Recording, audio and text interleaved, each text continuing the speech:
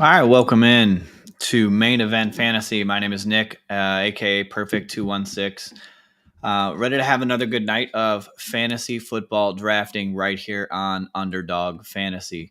If you don't know what we're doing, we draft, try and draft every night if we can, around 10 p.m. Central Time, between 10 p.m. and midnight.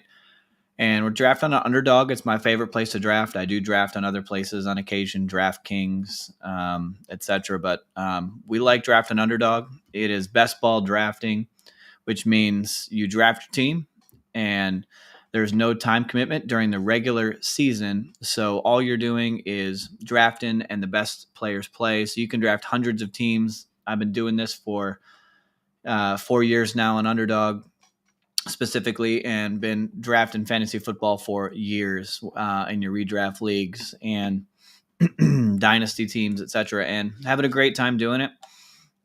So if you're enjoying this, jump in. Like, subscribe, hit the notification bell. And we'd love to have you join us on one of these drafts. So we're gonna dive right in. And we're going to start out with a Puppy 2. I'm pretty sure we're going to get a BBM draft in tonight. The Puppy 2 is almost filling. For those of you that don't know what the Puppy 2 is, so Puppy 2 is one of the drafts, one of the tournaments. It's a $5 entry. 225,000 entrants will be in this tournament. So the weeks 1 through 14, 2 out of 12 teams will advance. And then you have to beat in weeks 15, 1 out of the 10 teams advance. Week 16, 1 out of 10 teams advance. And then a 375-seat final. First place is on $100,000. And you can see the prizes break down from there. And then just like most all of these drafts in best ball, you're going to have 1 quarterback, 2 running backs, 3 wide receivers, 1 flex, and then 1 tight end will play every week, and then the rest are bench. So your best players play. You do not have to do anything other than draft your team, and it'll take care of the rest. And we're going to jump in. Draft's about to start, and we're at the 101. So the 101 is an obvious choice for me.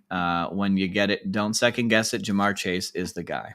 So yesterday, we talked a little bit about my guys for wide receivers, and tonight I want to talk a little bit more about my guys on the running back position. So we'll have a little bit of fun doing that, and then see what everybody else has. If you watch the video, throw your guys down below. Throw it in the comments. Who do you like? Who are your guys? Why are they your guys? And then if you disagree with any of my takes, that's fine. More power to you. I've been doing this a while, and I've been pretty successful at it. Winning over $10,000 every year, and that's profit. Just so I'm clear. And I'm not saying that to brag. I'm saying it because I've become pretty good at it, and I do it because it's fun. If I can help somebody here, and we can all profit and be better drafters because of it, then hey, more power to us all, right? But if you like drafting fantasy football teams, this is my favorite place to do it, and we'd love for you to draft with us. So come on in. We can talk a little football. We can talk wrestling. We can talk whatever you want. I'm an open book. So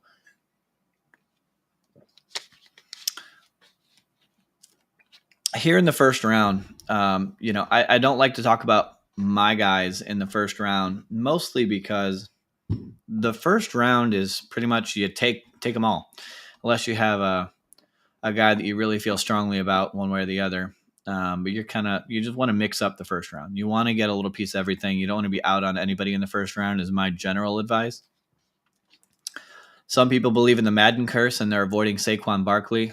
I'm not. When he's on a great offense and he isn't a premium back in the peak of his career, you don't run away from that. So I'm taking Bijan. I'm taking Saquon. Jahmyr Gibbs was actually technically in PPR leagues, he was the 101. He was the number 1 running back in points last year. So could be more if he continues to take work away from David Montgomery. And then CMC, everybody likes CMC. So you can't But he's a boom bust. He's a risk. Out of this entire first round, he is the biggest risk. I will say here, you see Derrick Henry going at the 11. I do not see Derrick Henry as a first round pick this year. He's a 31-year-old running back. And while he finished fourth last year and usually is a top 10 running back, I like him in the second round. I'm okay with him when I get past Achane and Genty, who are going to catch passes. If I can get him in, the 17 through 20 range, which I did earlier on, I'm in on him. And he's on a good offense. He's gonna get a lot of carries, but he's not my favorite choice here for sure. All right, draft is coming around to us. Let's click on over and see what's gonna happen. At the 101, you get back-to-back picks, so you got to kind of look ahead a little bit, but I don't get cute here in the first round. I take what comes to me, try and get some value, try and make some uniqueness. It'd be kind of crazy if Ladd McConkey fell all the way to us at 24. That would be a rarity. I don't think I've drafted Jamar Chase with Ladd, so that would be rare, but I don't think he'll get past our badge drafters here. They're pretty – most guys with a badge are pretty intelligent drafters. So, yeah, they're Ladd McConkey goes.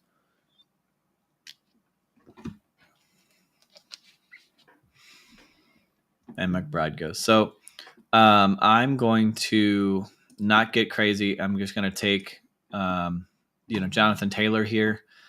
And then I'm not – if you watched my stream yesterday, I like T. Higgins in the third. I don't hate him. I don't hate stacking him with him, but I'm a my guy on Marvin Harrison. There's also a bring back in week 17 because Cincinnati and Arizona play each other week 17 in the fantasy football playoffs. So I'm in on those guys. So I will let that be my choices, and we'll go Taylor and Marvin Harrison here.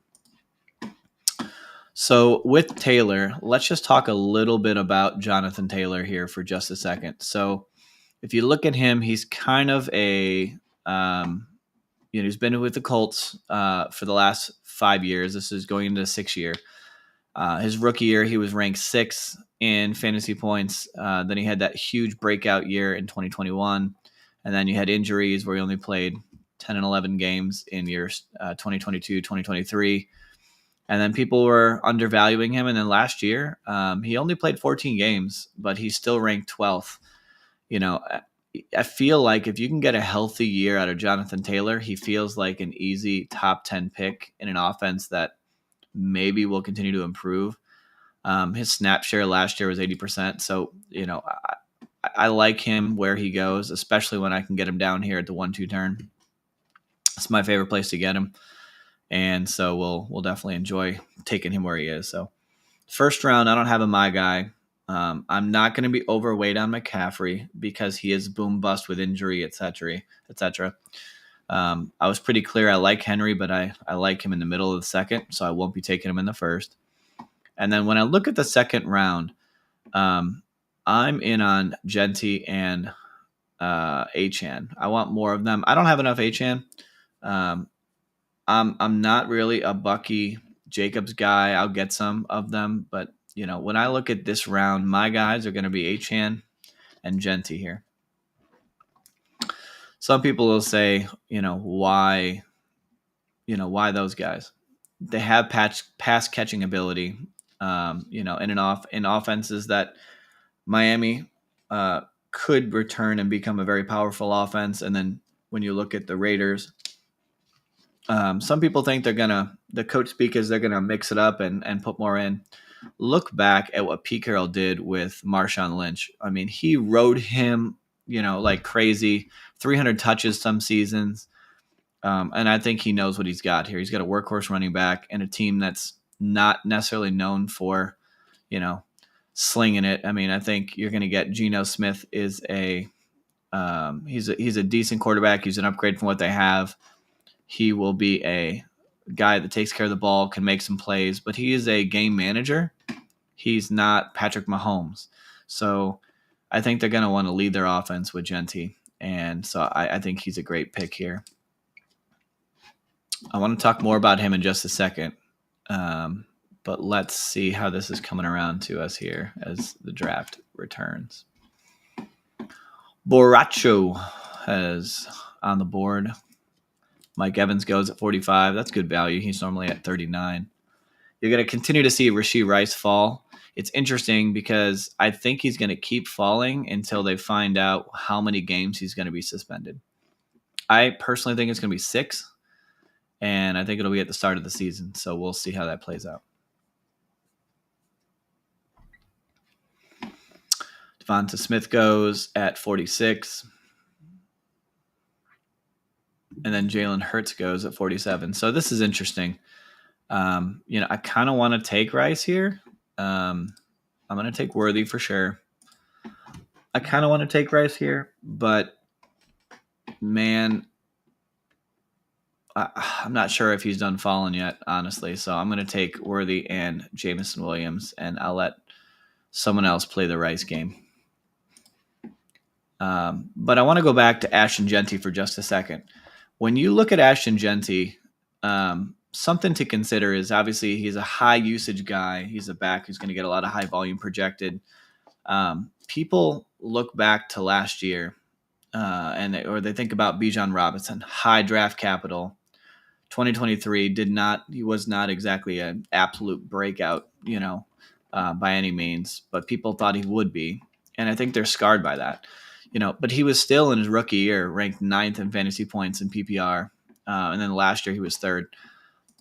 So, but don't look at just that. You have to look at other guys who had great rookie years that people are forgetting about that could be an Ashton Jeanty in their comparison. Look at Saquon Barkley. His rookie year in 2018, 385 PPR fantasy points. He was ranked number 1 his rookie year. I mean, there are guys like that he compares to that could be, an absolute dominant running back right out of the gate, from there. I mean, Derrick Henry was ranked 4th at his rookie year, and he didn't even play the whole season. I'm just giving you guys some examples of people that were highly touted, draft picks who did perform. There are people out there. So I think there's usage cases, and I'm in on Ashton Jeanty, and I think, in my opinion, everybody should be. I don't think it would be crazy overweight on him because I think in the second round there's guys there like Taylor in the back half, Achane right there. So I'll mix up in the back half or in the beginning of round 2, Achane and Jeanty happily. And then in the back half of round 2, I'm in on Taylor, and I'll sprinkle in some Josh Jacobs. I'm not big in Bucky. I just don't know that I'm there yet. I think there's too many other talented. I think Baker wants to throw. I do think they added another weapon in the passing game. I think Rachaad White's going to have a role as a pass catching back. And then, Sean, I think it's Sean, not Taylor. Why am I drawing a blank? Maybe just Taylor. He came on in the back half of last year too and showed some flashes. They may want to get him some touches. So I just think it's a little too strong there. And then I really like in the 3rd round, the only back in the 3rd round I really like taking is Chase Brown. And I need more of him. I tend to get wide receivers in the 3rd round because if you heard my video yesterday, Marvin Harrison is my number 1 receiver where he goes this year. So I tend not to get enough Chase Brown because they keep clicking on Marvin Harrison. But I'll have to mix more in here as we keep going. So we're coming around. This is where I love to get Joe Burrow when he falls. If he can go to 72 or 73, and he probably will because these other 2 guys have quarterbacks already. I mean, you got guys that are getting him in the rounds before, and if I can get him here, then I'm getting an extra pick of a player that they don't have. I stay really, really patient when it comes to the quarterbacks. I'm not afraid to take him in it. And then we got Mexico All-Stars who takes Joe Burrow for a second quarterback, which makes 0 sense whatsoever. So we'll pivot, which is perfectly fine with me. I'm going to take DeAndre Swift. We're going to talk about him in just a second. And then there's guys I really like here.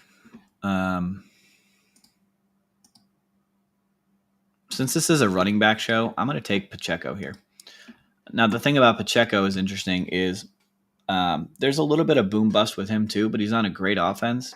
He's another year away from his injury, And, you know, he, I mean, my issue is that I've already done over 320 drafts this year. Pacheco started in the hundreds because people were so out on him and so afraid of him.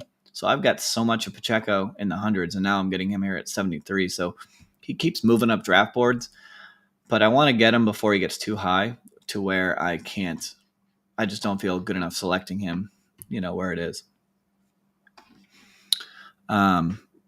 Let's talk a little bit more. Let me go back up here. Chase Brown, I talked about. Round 4, for me, it's really 2 guys that I'm looking at. Breece Hall, I like a little bit. I'm getting clicks on him when he goes to the 4th round. And then my guy in the 4th round is Omarion Hampton. Any other year, Omarion Hampton is the number 1 running back off the board without a doubt. And he's going to an offense that's run first. You have a little bit of news lately about the eye of, Najee Harris, something in his eye. I think he'll be fine, but they're gonna want to run the ball, and they see him as their future. So, even if he starts slow and Najee is kind of the lead, he's got the talent to absolutely crush and become the guy you need in the fantasy football playoffs weeks 15, 16, 17. So I want more of him in the 4th round when I need a running back, and love selecting him there. He's definitely my guy in round 4. Round 5, I have a problem in round 5. I only like one guy. It's Kenneth Walker. With Joe Mixon, they added Nick Chubb. As a Browns fan and a Browns lifer, Nick Chubb is going to take some touches. He's another year healthier, and Joe Mixon's another year older on a team that wants to throw. It's a good offense. I think there'll be some touches there. I just don't like where he goes. I'd rather have him another round lower than that. And then RJ Harvey, I'll get pieces of him, but I'm not in love with him. If you compare RJ Harvey with TreVeyon Henderson, Harvey is a 3rd round talent. They got pulled up early because they moved up to trade for him, but he got him in the 3rd round. Henderson, was drafted earlier. He's a better talent, a more premium talent. I guess I'm somewhat single-minded about that, but college stats don't lie. And I'd rather have TreVeyon Henderson in the 6th round than I would get Harvey in the 5th. So I'm not getting a lot of Harvey. And then Chuba, I was loaded up on Chuba last year. He got me a lot of money last year because I was getting him in I think it was like the 10 through 12 round or something like that. It was crazy. And I was in on him, and now people have figured out that he's going to be a steady Eddie. I'll get him if I really need a guy, but I think there's other values available to us. So we're coming around here. I don't really understand Mr. All-Stars here with 2 quarterbacks in his first 7 picks. I'm a little bit upset that he took Burrow from us. But don't panic. It's organic. We roll with our draft, and we make it work. He takes Kyler Murray. I think this guy's just trying to snipe us. Is he in our room or something? This is ridiculous. He literally has taken our quarterbacks. It's his 3rd quarterback. This guy just wanted to throw $5 away. Well, we're just going to say thank you, and we're going to move on with life. We're going to take Brandon Ayuk as our 5th wide receiver. And then let's see here. We may come back around to Goff.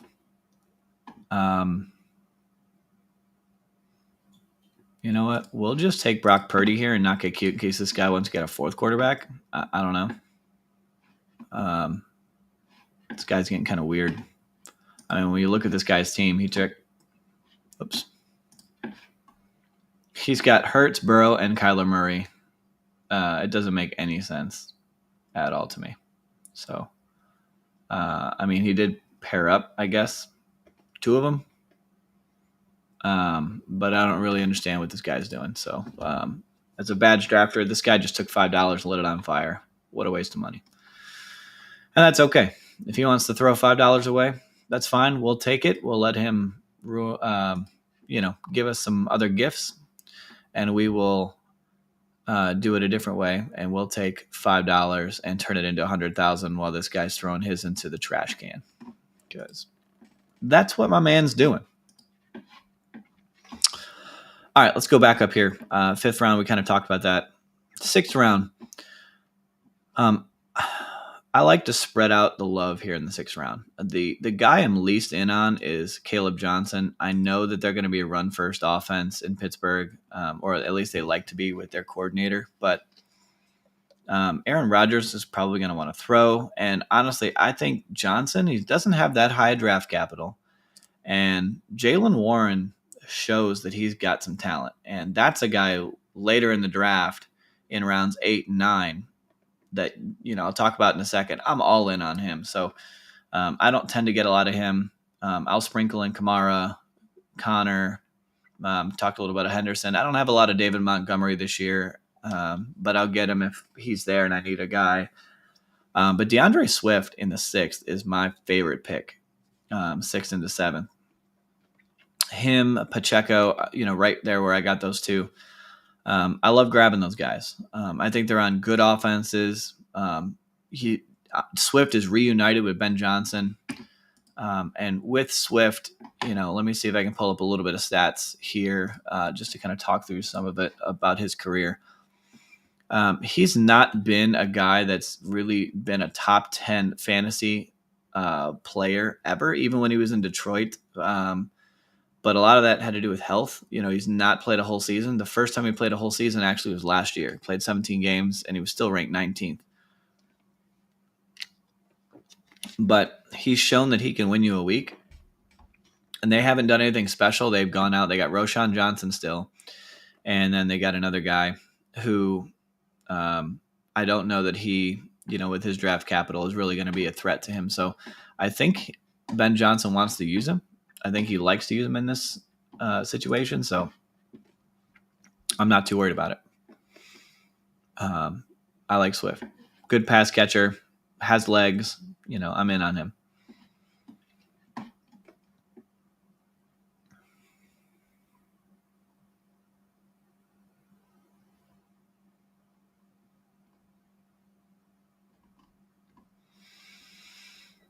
It's going to be interesting to see what happens here. Maybe Ron Mexico All-Star is this crazy guy. Maybe he'll take another quarterback.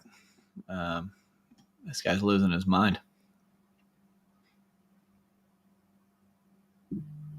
He does not. So if y'all have been watching me yesterday, you know that I'm in on Shaheed. I think he's a pretty electric player. I think he's a great pick here.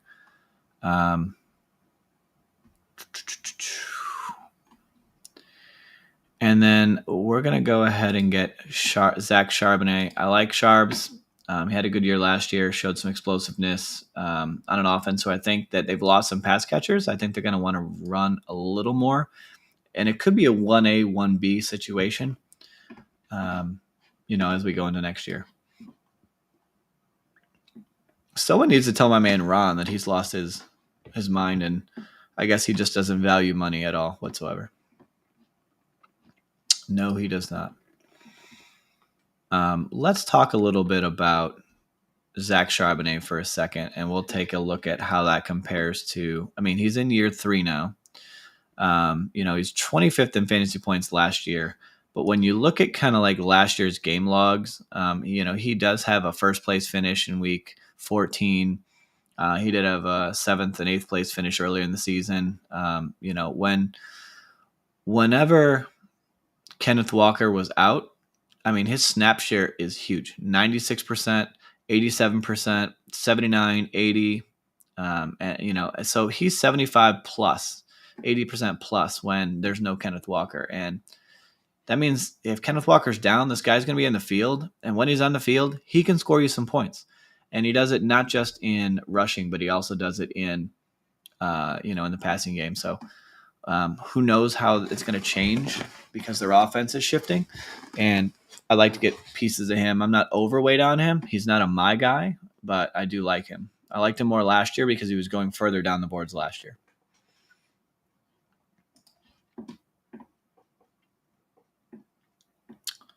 Tajay Speary goes 128. Hollywood Brown 129.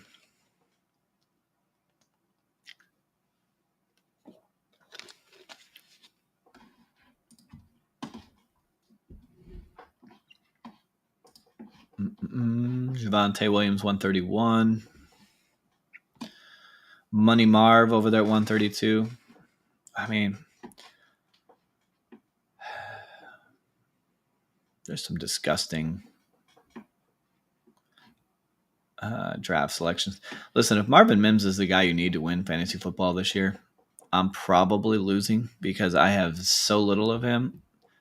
I'm not a big fan of the talent. I'm not sure I'm in on the team. Usually by round 11, I feel pretty good about my wide receiver room. And in this same round, I'd rather have Cedric Tillman, who I told was my guy in the wide receivers yesterday, and or Bateman, or even Hollywood Brown if I've got Mahomes. Kyle Pitts goes 138, starting to come back around. So let's drop this down, see what we get working with. So far, we've got Brock Purdy at quarterback, Jonathan Taylor, DeAndre Swift, Isaiah Pacheco, Zach Charbonnet at running back, Jamar Chase, Marvin Harrison, Xavier Worthy, Jameson Williams, Brandon Ayuk, and Rashid Shaheed at wide receiver, and no tight ends. So we'll see. We do need another quarterback at some point. We may need to open ourselves up for some more options depending on what falls to us here. Mexico All-Stars really sniped us on 3 quarterbacks, which is kind of crazy. He went like 3 quarterbacks in his first 6 picks. So I keep talking about him, but he's not doing it for me. You know what? I'm going to get Guerrero as our 5th RB. We do have Brock Purdy in San Francisco. If we do have some injuries to CMC, he could play a huge role. And then I think we'll get our first tight end in Jake Ferguson. With Ferguson, he's going to be a steady performer in that offense. He continues to be a focal point. If he's not the number 3 option, he could even be the number 2, depending on, how they feel about their new guy Pickens. So, at this point with running backs, with us having the 5 we have, I feel really good about it. I'm probably going to stop at 5. We may end up with 3 quarterbacks. We'll see. We're sitting here with 6 wide receivers and 1 tight end. With us having San Francisco, we do have DeAndre Swift here in Chicago. They play week 17, so there's a little bit of a week 17 bring back there. So I do like that. And we've got a couple of things with Guerrero and Ayuk already there paired up. So we've got a little bit of stacking there. So let's flip this around. Let's go back to talking about our running back situation here. We left off in round 7. I told you Pacheco, Swift is kind of where I want to go. I sprinkle in Aaron Jones. I'm not in on Pollard. I think that it's not a great offense, and I think you're going to see a little bit more of a split backfield because I think Spears has some talent. I think you could see Cam Ward running. He does have some legs, so I don't feel like, and he's not much of a check down quarterback in college either. He'd rather run than check it down. So I'm out on Pollard for the most part this year. Round 8, I've got a couple of guys here I like. I was taking a good amount of Judkins before he acted like a fool and decided to get into some domestic violence. I was getting him earlier in that 7th round.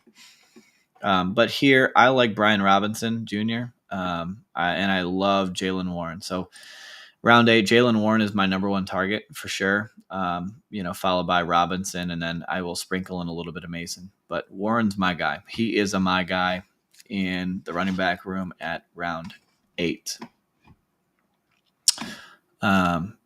Let's just take a quick look at some Jaylen Warren stats just so we can kind of talk about it a little bit further. Let me grab him. Hold on one second. He's disappeared on me. There he is. All right. So let's look at his career. He's not been a guy who, his best finish in 3 years. He's in year 4 now. He's ranked 22 overall, and that was 2023. Last year, Najee Harris was the guy. He's been the guy there. But when Najee Harris has been out, he did have a couple of weeks where he had Najee's never really been out fully, but he has some receiving work. He has showed some upside, and he continued to get better as the season went on. He did have a rank 9 finish and a rank 11 finish last year. I just think the talent is there, and when you look at drafting him in round, uh, you know, 8, 9, and you need a running back. I mean, he on an offense that I think is going to like to run the ball. He can catch the ball. I think he's going to be their preferred pass catcher. Talked about that earlier. This could be his huge breakout year, and I don't want to wait until he goes up in value next year to get him. I want to get him now because we're trying to win $100,000. So we got to bet on some people. And I want to bet on a guy and on a team that's going to run the ball. And so I'm in.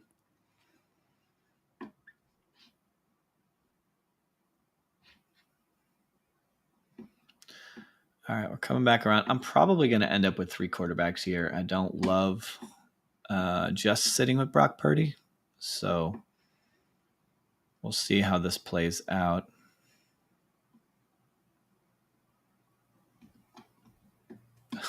Mexico All-Stars here only has 4 wide receivers so far. I mean, this guy, for a badge drafter, I mean, maybe he's letting his sister draft or something. I don't know. It sounded bad the way I said that.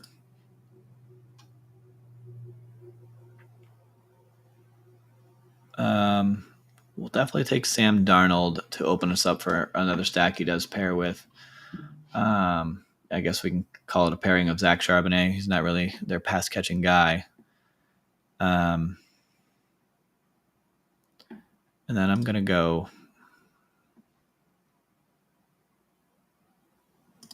actually, I'm going to go K-Dot in here.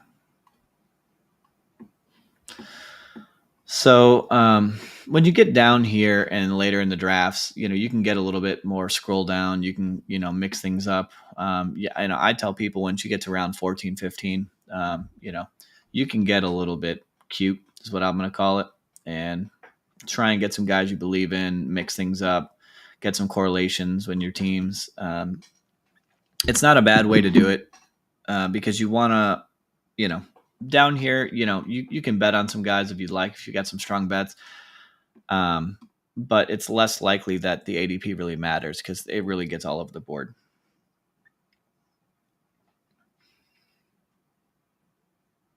So we'll probably try and get a Seattle wide receiver in this room. I think I'm going to get 2 more wide receivers, a tight end. This is, I don't know. We'll see.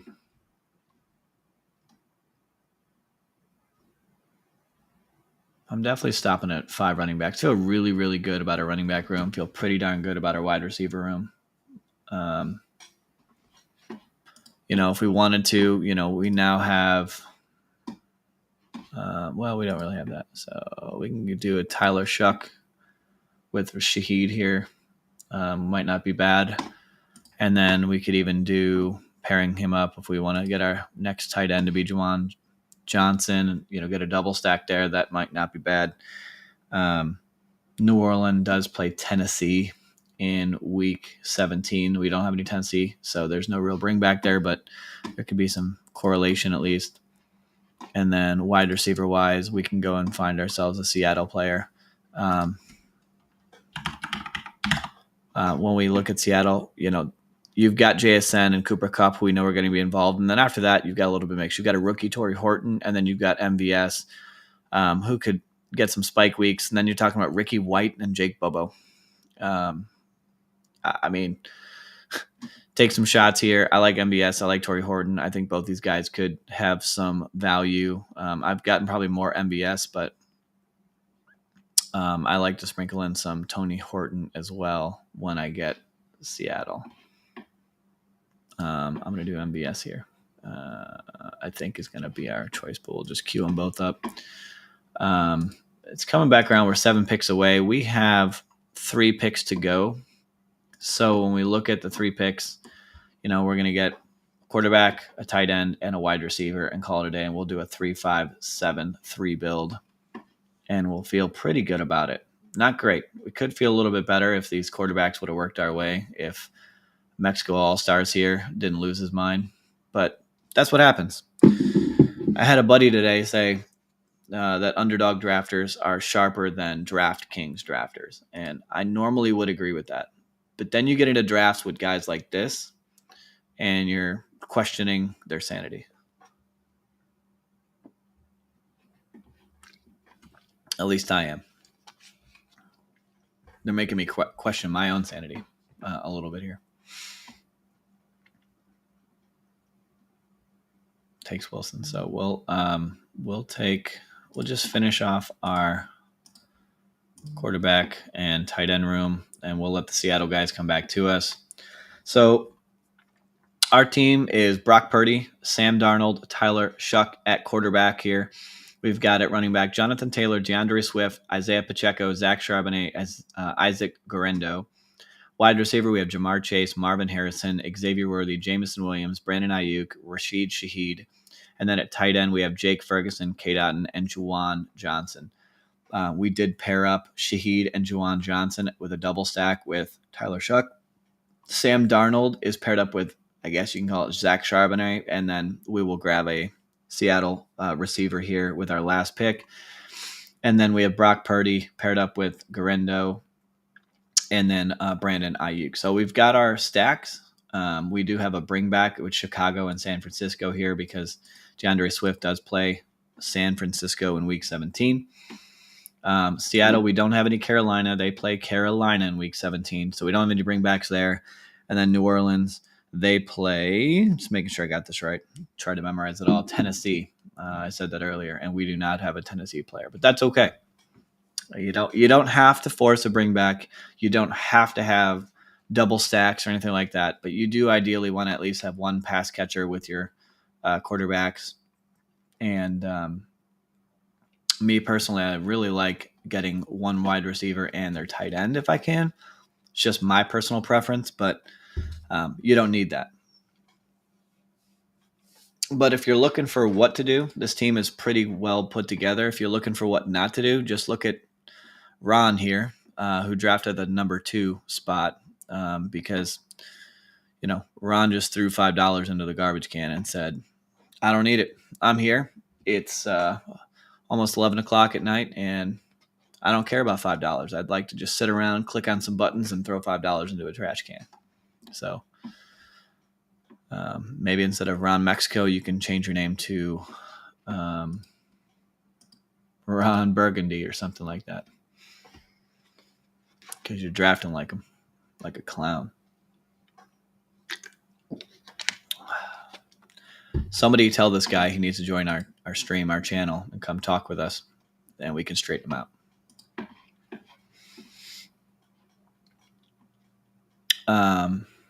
If you guys were in here, this is the kind of thing where, when you're in here drafting with us live, where I'm just going to ask your opinion. Who would you take? Would you take MVS or would you take Torrey Horton, and why? We let you guys participate. We let you give your thoughts, as we're drafting. So draft with us live. Again, just as a reminder, we do draft. Try and draft every night that we can. And usually between 10 p.m. and midnight, we're drafting right here in Underdog. You can draft with us live. There's a link in the description down below. Click it, join on in, and we'd love for you to draft with us. Snipe us, show us up. Maybe we'll take first and second place together. Let's have some fun. We'll go MVS here.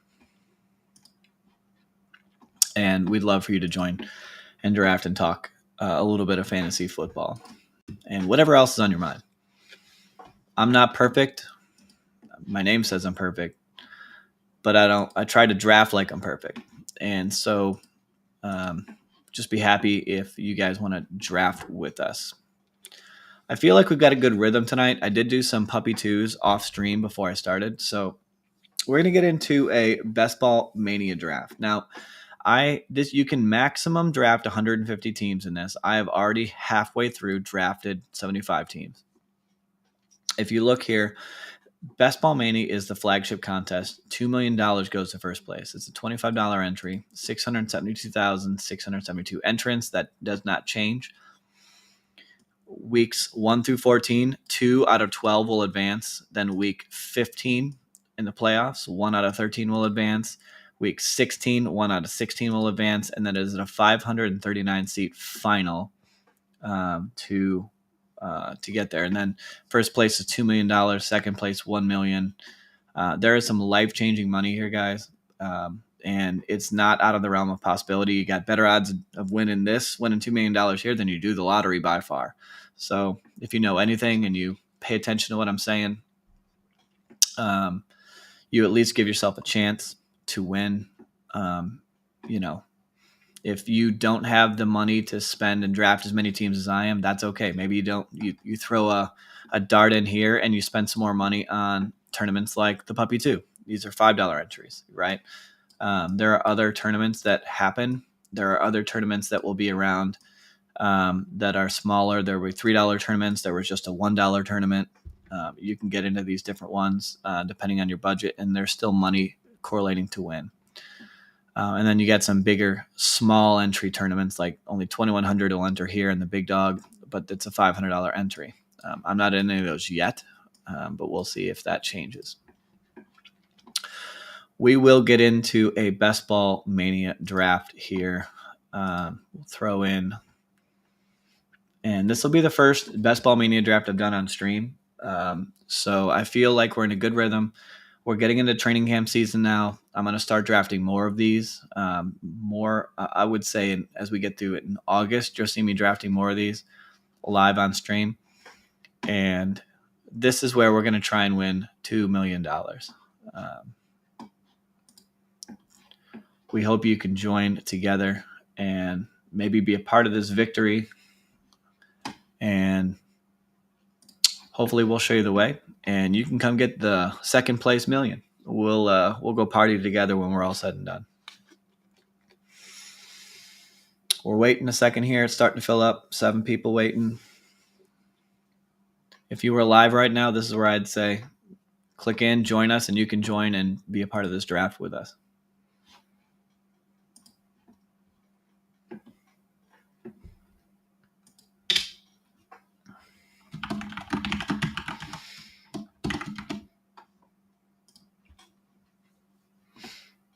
And then this is where if you join and you throw some comments up, bam, I'll throw it right up here for you.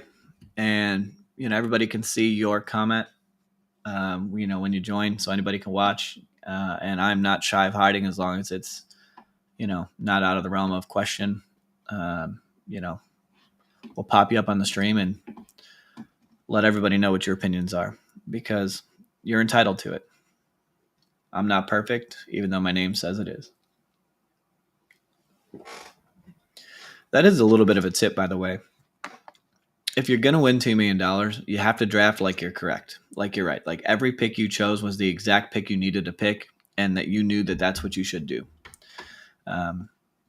You'll know if teams are less likely to win and you're kind of out on it. Like that last team we drafted in the Puppy 2, felt good about it. I think we could do okay there if things break our way.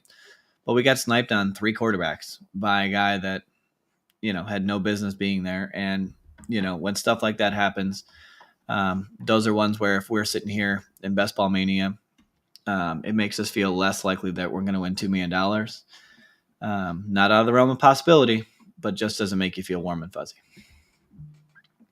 All right. So we're in here at pick 10. I like pick 10.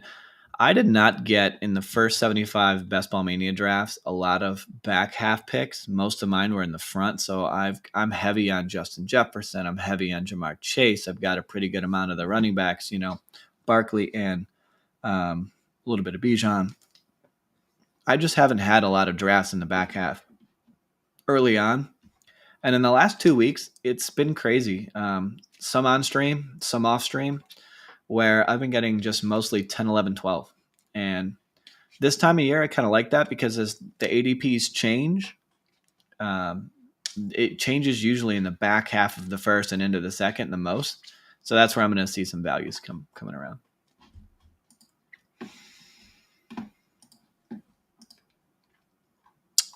And just as a reminder, we're going to continue to talk a little bit about my guys and running backs. I shared a little bit already where I'm at with some of these guys, some guys that I really want to be in on. Guys like Ashton Jeanty, Devon Achane, Jonathan Taylor, I like Chase Brown, Hampton is definitely my guy where he goes. Kenneth Walker a little bit.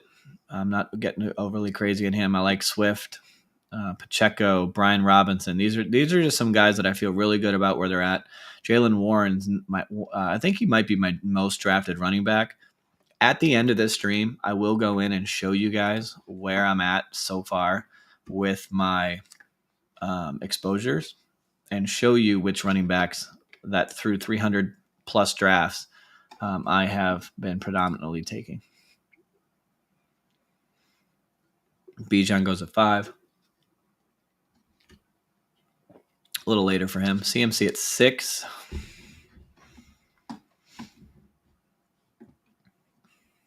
Jahmyr Gibbs 7. Puka at 8. Y'all know where I stand. If you watched my last draft, I wanted Neighbors there. Didn't get him. So I'm going to do something a little bit crazy here. No, I'm not. I'm not going to do it. This is Best Ball Mania. Don't get too crazy. I don't want to go against my advice. I almost did it. Only out of the account that I don't love some of the guys in here, but there are guys that are Nico Collins truthers and think he's the greatest thing ever, and I'm just not there. And if this is the draft that I get him in, and I win $2 million, then I'll change my tune.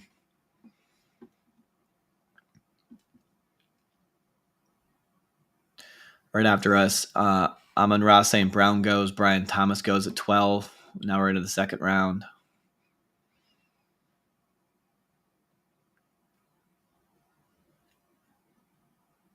A.J. Brown goes at 13. They are just punting these running backs, which is very interesting to me.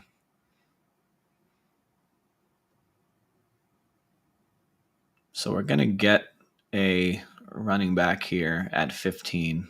It's either going to be Genty, Henry, or Achane. And Drake London goes. I mean, they are this thirsty on the wide receivers. So I'm just going to say thank you and take Ashton Genty. If Genty would have went, I probably would have went Achane. I do have Achane ranked higher than Henry in my rankings, like my personal rankings, but just by one slot.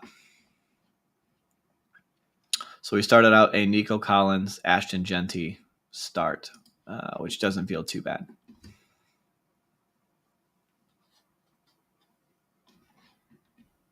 This might be one of those wide receiver heavy drafts where I'll call it an wide receiver avalanche, where last year that was what it was. I mean, the first 5 rounds is just, you didn't have as many running backs going. Everybody was just going all in on the wide receivers. And that's why 0RB as a draft strategy worked really well last year in most cases, because, or at least it looked like it did, because, everybody was just taking all the wide receivers early.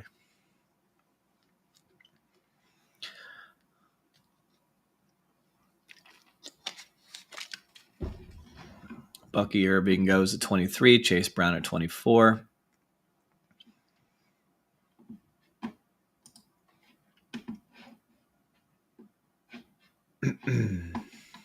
Lamar Jackson at 25. So when you see something like this where Lamar Jackson goes at the 1 position at 25, so ahead of ADP, he's trying to force a unique build, is what that is happening here by taking him that early and saying, hey, in Best Ball Mania, there's 672,000 teams. Very few people are going to have Lamar Jackson and Jamar Chase in the same team, so I'm going to take him early. I'm going to take him there.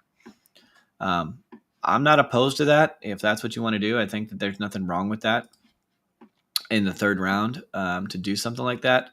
I just tend not to. I'd rather just take, I think I can get some values of my own by waiting, but we'll see how things play out.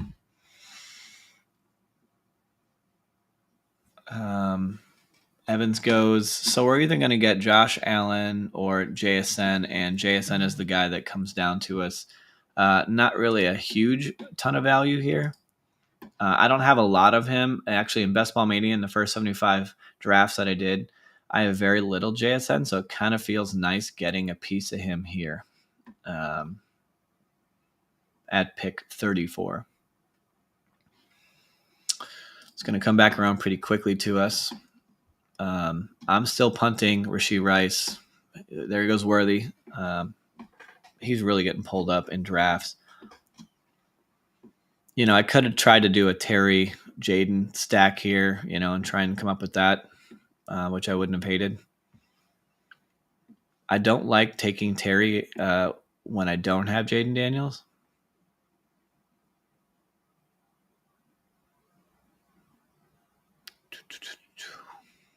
Kyren Williams goes. I am gonna go a little bit cute. In Best Ball Mania, I don't have a lot of Hampton yet, just because of where he was going earlier and how I was drafting in the early season. I didn't get a lot of him. I want rookies to drop.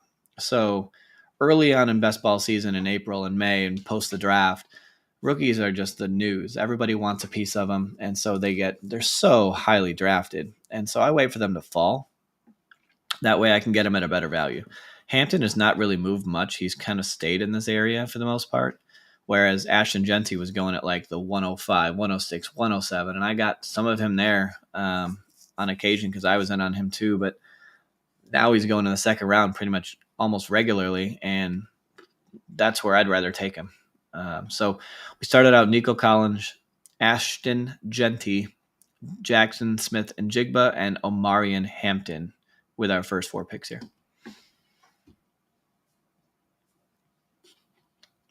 When we go 2 running backs to start, we probably don't want to go another running back for a while. We want to continue to build up our wide receiver room because they will plummet pretty quickly, and there is a teardrop after round 5. So I'm hoping we get some good, good values coming around to us when it comes back.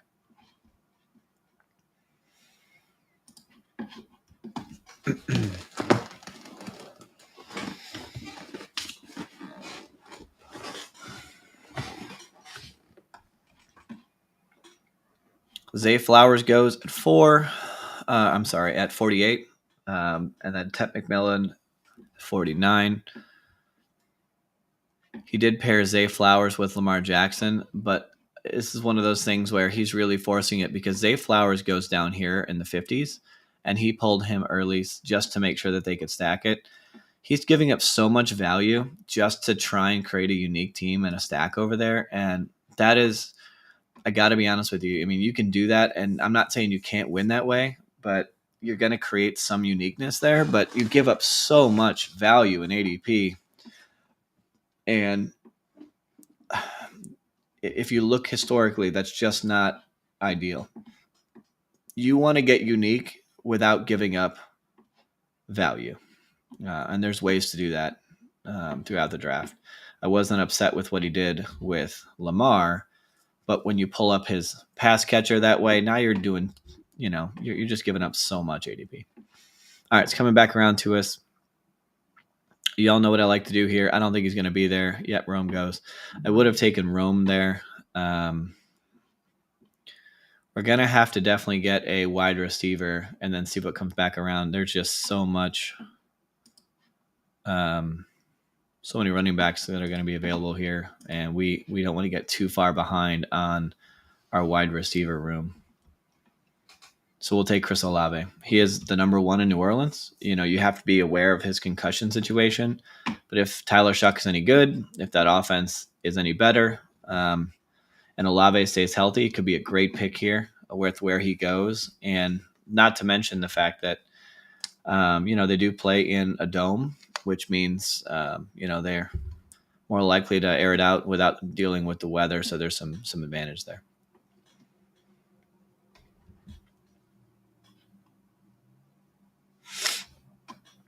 We could reach down and scroll down and get some wide receivers, but we don't need to do that. I'm actually going to take Kamara. That'll be a New Orleans tag team with Olave. And so we'll probably, at the end of this draft, round 17, 18, grab Tyler Shuck and stack him with them, and we'll feel pretty good about it. So far through 6, we've got Ashton Genty, Omarion Hampton, Alvin Kamara at running back, Nico Collins, JSN, and Chris Olave at wide receiver. We will have some work to do here digging out at wide receiver, because my ideal start through 7 rounds is to have 5 wide receivers, and then mix in, either 2 running backs or 1 running back and a quarterback, 1 running back, tight end, something like that. But I really like to have 5 wide receivers, because it is my belief that after this round, once you get past, really, Khalil Shakir here is a line that I draw, where after these 4 guys go, there's a teardrop for me in wide receiver. You're getting into the 2s and 3s range. There are some guys I like here, but there's still a teardrop. And we're probably going to have to scoop up some of these guys, before they're all gone. So we'll probably double tap receiver as this comes back around when it gets there. But we'll see. The good news is when you look at our receivers like Olave with New Orleans, JSN with Seattle, and Nico Collins Houston, their quarterbacks are going fairly late in these drafts, so we can stack them without having to reach too high in the draft board to get them. And so we can go ahead and find those wide receivers that might fall to us and maybe grab a tight end, and we'll feel good about grabbing those quarterbacks later to correlate our stacks. And here comes some more plummeting of wide receivers. Addison, Golden, Diggs. These are guys I was hoping would come back to us here. Jacoby Myers. They're just falling off the board very, very, very quickly. We've got 4 picks till we get there. We're just going to start clicking some names here because we definitely need to get wide receivers.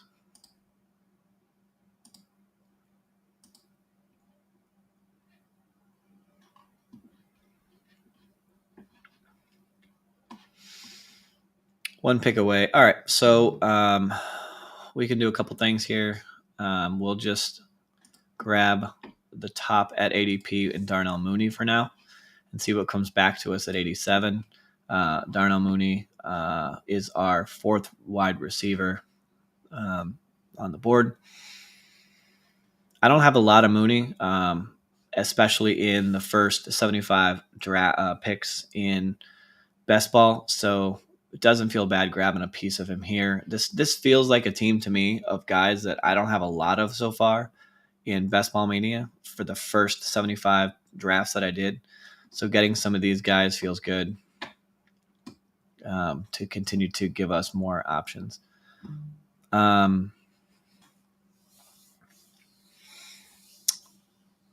We could go Ibuka. I'm going to go Brandon Ayuk. Y'all heard me talk about this yesterday. If you watched the video on wide receivers and where I'm at with some of my guys there, Ayuk could be a 1,500-yard guy on a team that has a good offense, has a really weak schedule for this year, by, all standards. I think they're like the 2nd easiest schedule. Technically, they play in warm weather. I don't believe in Juwan Jennings. He's showing a lot of health. Brock Purdy has shown to be a pretty decent quarterback. I think Ayuk could be an absolute league winner with where he's going in drafts. So I have no problem taking him here. And even if he misses the first 4 seasons on the PUP list, you should have enough firepower in your lineups where it won't matter.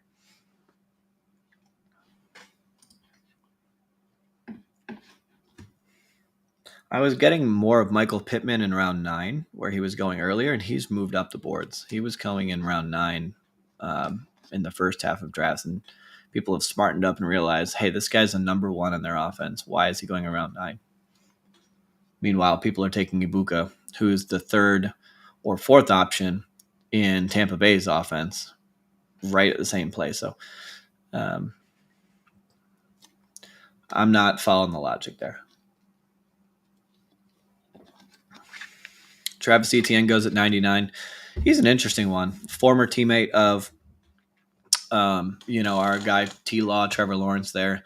Some positive news coming out of camp but he's got some definitely some running back competition in the room. But I'm still in on him. I have a good amount of him this year, especially where he goes in drafts. I feel like there's a good value there.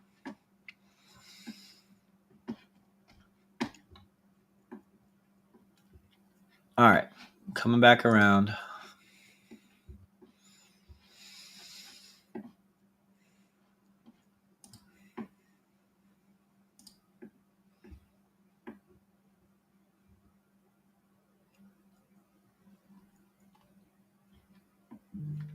Probably was going to go Jaylen Warren here. Y'all know I like him. We just talked about that. We'll get our first quarterback in Brock Purdy. I just talked about how their offense could be what you need. And we'll pair him up with Brandon Ayuk. I did get him in the last draft too.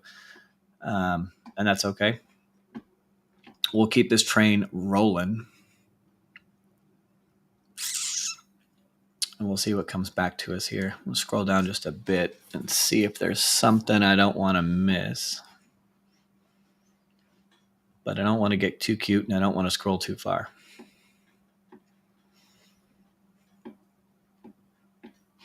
And I do think we could use some more wide receiver firepower here, just to keep it going.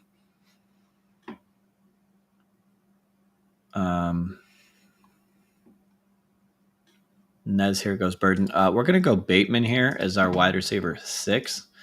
With Bateman, we talked about it yesterday again. I feel like I keep repeating that like a bad record, but he can be a guy who wins you a week. He's good enough to break free, to do those go routes. He can get 110 plus yards and a couple touchdowns in a game because he's got that kind of talent, that kind of speed. And that's how Baltimore likes to play. They like big plays. They like to take their shots downfield. And so you can really make something happen there with a guy like Rashad Bateman. And as a wide receiver 6, fits in perfectly with what we're doing here.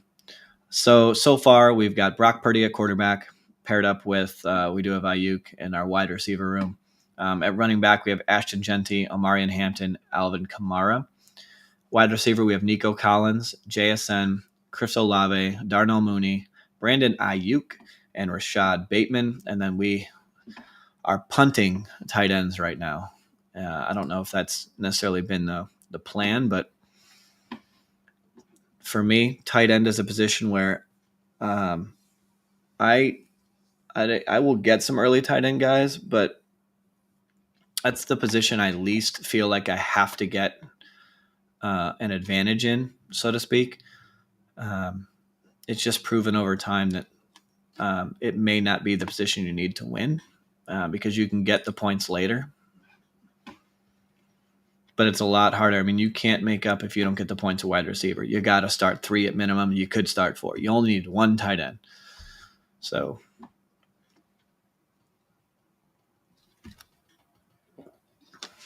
if you disagree with me, no problem. Fine. So just realized somebody's in here. Chandler, how's it going? He's got, let's see here. What do you got? 18 team, PPR, 1 quarterback, 2 running back, 2 wide receiver, 1 tight end, 2 flex. I was thinking about going running back with my first 2 picks to have an advantage at that position because only 32 starting running backs. Not everyone will get 2 good ones. Yeah, 18 team is hard, honestly. And when you look at running backs in an 18 team league, you're going to lose out your premiums early. I don't think you have a problem going with, back-to-back running backs. I don't think that's a bad way to go. You'll feel pretty good about it. You only start 2. I think you have to look at quarterback, though, as well. If you have an 18-team league, your quarterback can be a differentiator for you. So you may want to think about doing 1 quarterback, 1 running back early on. And you'll feel like you have a huge advantage over your league mates there with that going. Scrolling down here, we're on the clock, 136. What am I missing? I get a good amount of Spears. I like Tajay Spears. I'm a fan.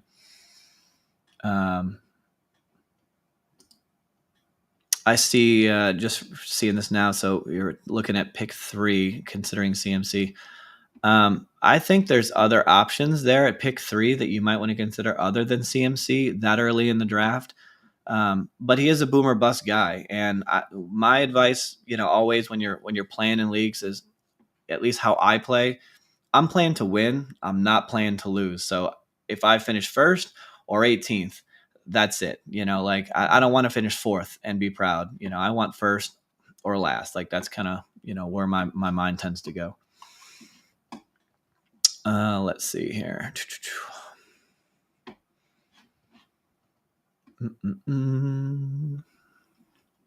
We'll just take the faller and Tyler Warren as our first tight end at 135. I mean, Tyler Warren, 118 is his ADP, and we're getting him at 135. This seems like a crime. Someone should tell the rest of this draft room that there's been a crime committed. And I just told Tyler Warren, and he might be part of our $2 million winning team here. So I just want to thank in advance for that.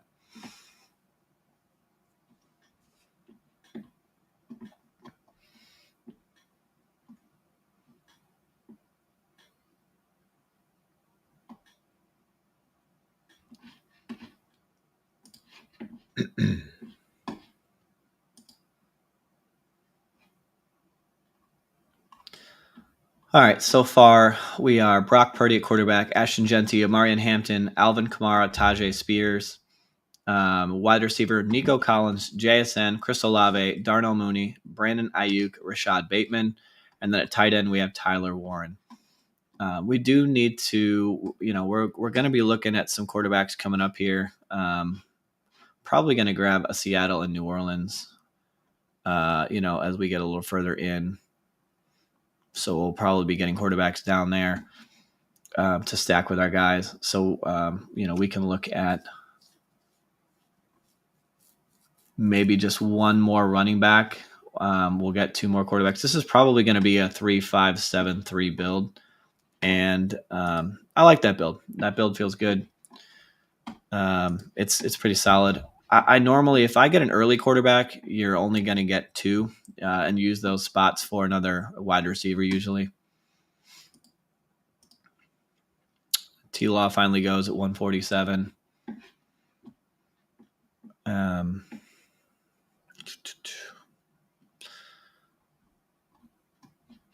Quentin Johnson goes.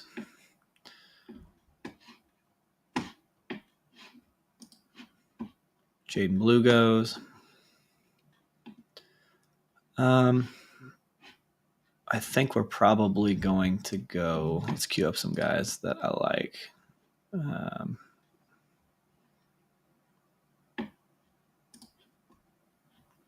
Samson's rising here.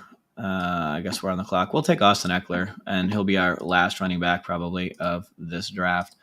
Samson's rising because of what's going on with Quinshot Judkins and his, stupidity. Not the smartest bulb in the box, so to speak, with the decisions he's made and making some foolish choices.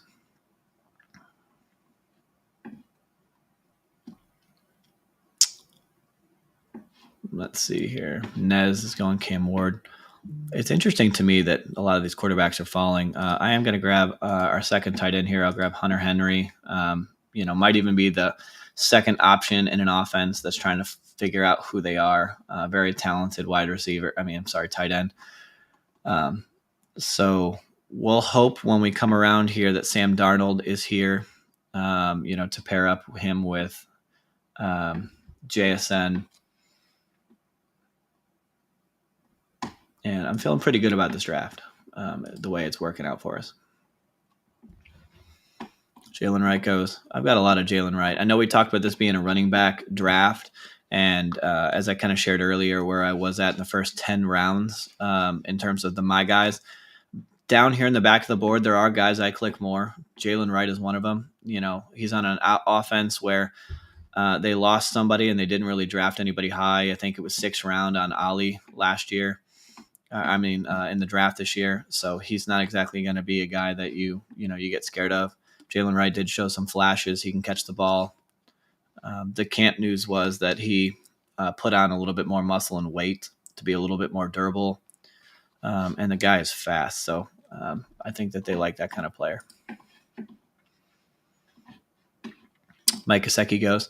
After this, we'll get into one more draft for tonight. I'm not sure yet if I'll do Best Ball Mania or the Puppy 2, which actually I'm just now realizing that my banner here needs to be a little edited because we're actually been in this entire time a Best Ball Mania draft. Let's see if I can edit the banner. Yeah. Nothing like wait until round 15 to change the banner. But, when you're just starting out, just getting used to this, accidents can happen. So don't shoot me. And if you've got any takes on guys that you like, guys that you're in on, guys that you're taking, let me know. Let me know what you like. Who are running backs or guys that you feel really strongly about and why? Nobody's got a crystal ball. No one's got a lot of answers. I've put a lot of time in. I've won a lot of money, and I'm proud of that. But at the same time, no one has a crystal ball. No one knows for sure. You just try and use data to your advantage. Use some common sense while you're going along with that. All right, so Darnold falls where he's supposed to. That's our second quarterback here. He does pair up with JSN, which is great. So we feel good about that. And then when you get down here in the back half of the draft, you can scroll down more. I shared that you really don't want to do that in the front half, but you can do that here in the back half of drafts. And I'm really not going to get cute. I'm actually just going to grab our third quarterback and Tyler Shaw and pair him up with Olave and Alvin Kamara. So we've got Brock Purdy, Sam Darnold, Tyler Shuck at quarterback. At running back, we've got Ashton Genty, Omarion Hampton, Alvin Kamara, Tajay Spears, Austin Eckler. Wide receiver, Nico Collins, JSN, Chris Olave, Darnell Mooney, Brandon Ayuk, Rashad Bateman. And then at tight end, we've got Tyler Warren and Hunter Henry. So with a couple more picks to go, we're definitely going to get one more wide receiver and one more tight end. So we're kind of done at quarterback and running back. Ideally, we've got some options here. We could stack our Seattle and New Orleans, guys one more time. And so I think we'll probably try and do that. Maybe we'll get a Juwan Johnson piece here. And then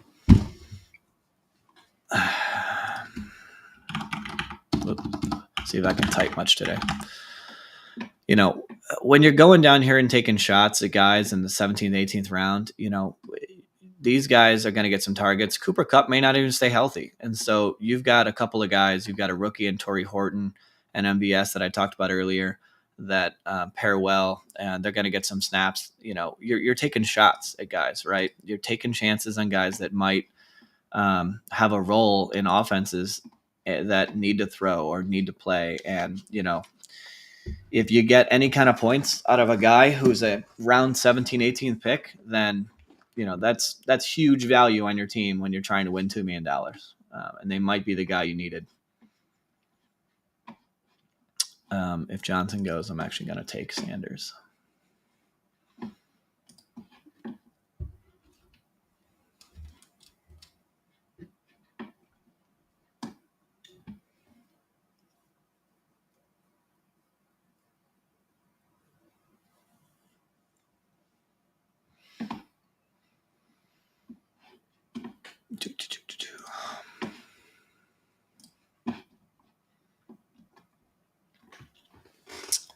All right, Bucky plays. Malik Washington.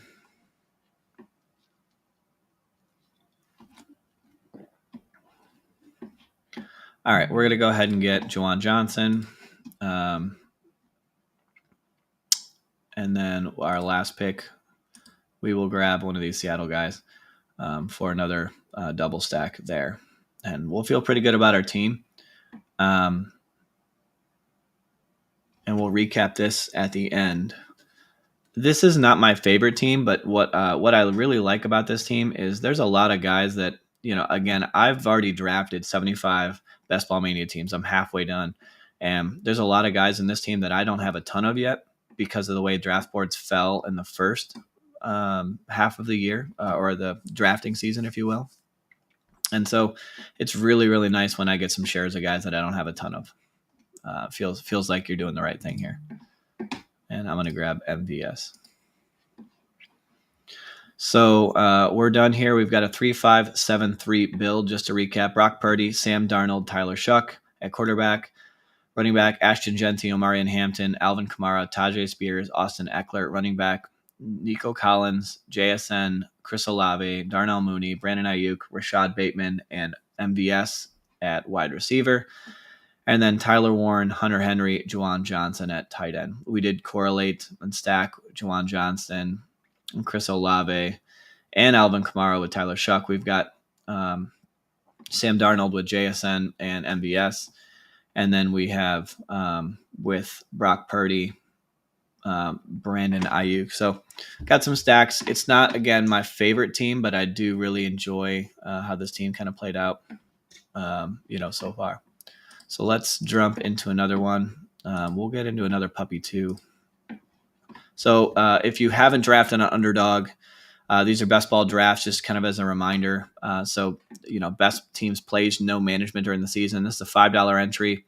You can max this 150 entries. I'm over, I guess, I don't know, do 150 minus 87. That's how many drafts I've done. First place is 100,000 in this tournament. So I'm going to do another one of these. I did one earlier, and we'll see how this kind of plays out for us.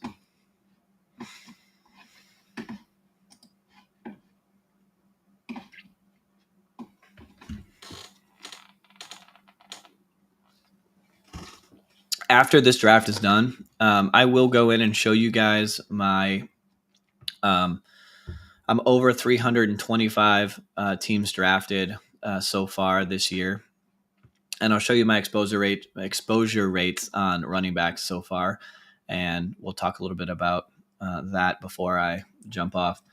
If you're enjoying this at all and getting any value out of it, or just hanging out, enjoying some time, just hit the like button. I would really appreciate it. Subscribe. If you hit the notification button, it'll let you know when I go live. You can draft with us. I will draft probably every night, between 10 and midnight Central Time. So we'd love to have you draft with us and jump in here. So we've got the number 9 pick. A lot of badges in this one. Feels good. If you're in here, and you did manage to get into a draft with us, let us know. We'll pop it up on the stream and we'll see how you do. We'll talk it out together.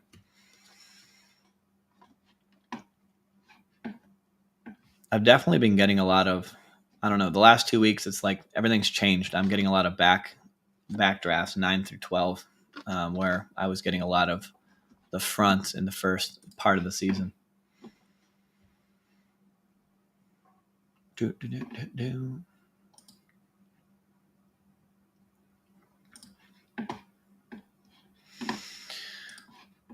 All right.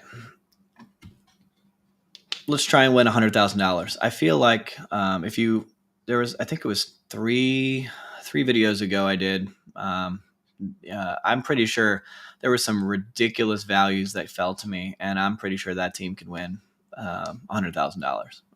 It was that good. I think I got Bucky Irving, who I don't get a lot of. I think I got him in like the end of the 3rd round or something. It was ridiculous. He never falls that far. So that felt good.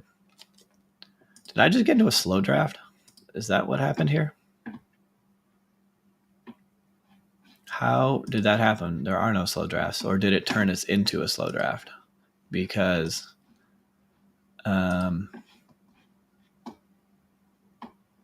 yeah, I think it put us in a slow draft. That's ridiculous. Normally it is a fast draft, but apparently, yeah, it did. It put us. So they must have turned the puppy 2 all the way to slows. Normally it's you have the option of a 20-second timer or an 8-hour timer. So give me 1 second and we'll change this over and we'll get into another Best Ball Mania draft instead, which maybe that's a sign I should have done that. Just give me 1 second.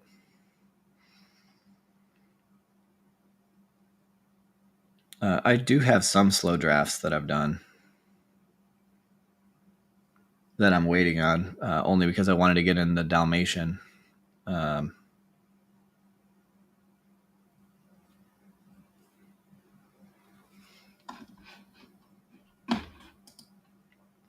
why? It does not want to let me today.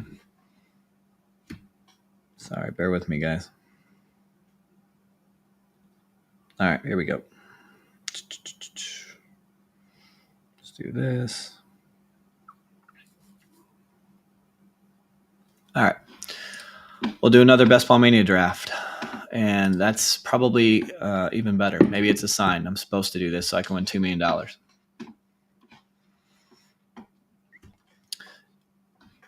If you've never drafted on here, when you look at Best Ball Mania, this is the $2 million contest, $25 entry, 672,000 entrants will be in this. In weeks 1 through 14, 2 out of 12 in your pod will advance. 1 out of 13 will advance in week 15. 1 out of 16 will advance in week 16. And then 539 people will compete for $2 million in week 17 if you make it there. I will max draft this, and you can do up to 150 teams in Best Ball Mania. There's some life-changing money here. I did get to the Best Ball Mania finals last year with the team that had Jamar Chase and Saquon Barkley, which was there was another streamer that was showing the uniqueness of teams that were still left in the tournament, and I was a one of one, and unfortunately it didn't pan out because the rest of the team didn't do as hot as I'd like, but it would have been nice if I could have won millions of dollars last year. But we did still win a good chunk of money, and that made us feel really good. All right, what are the chances? We're at the 109 anyway, even though I wanted to, I switched from the puppy to this, and I'm still at a 109. It's a sign, I'm telling you.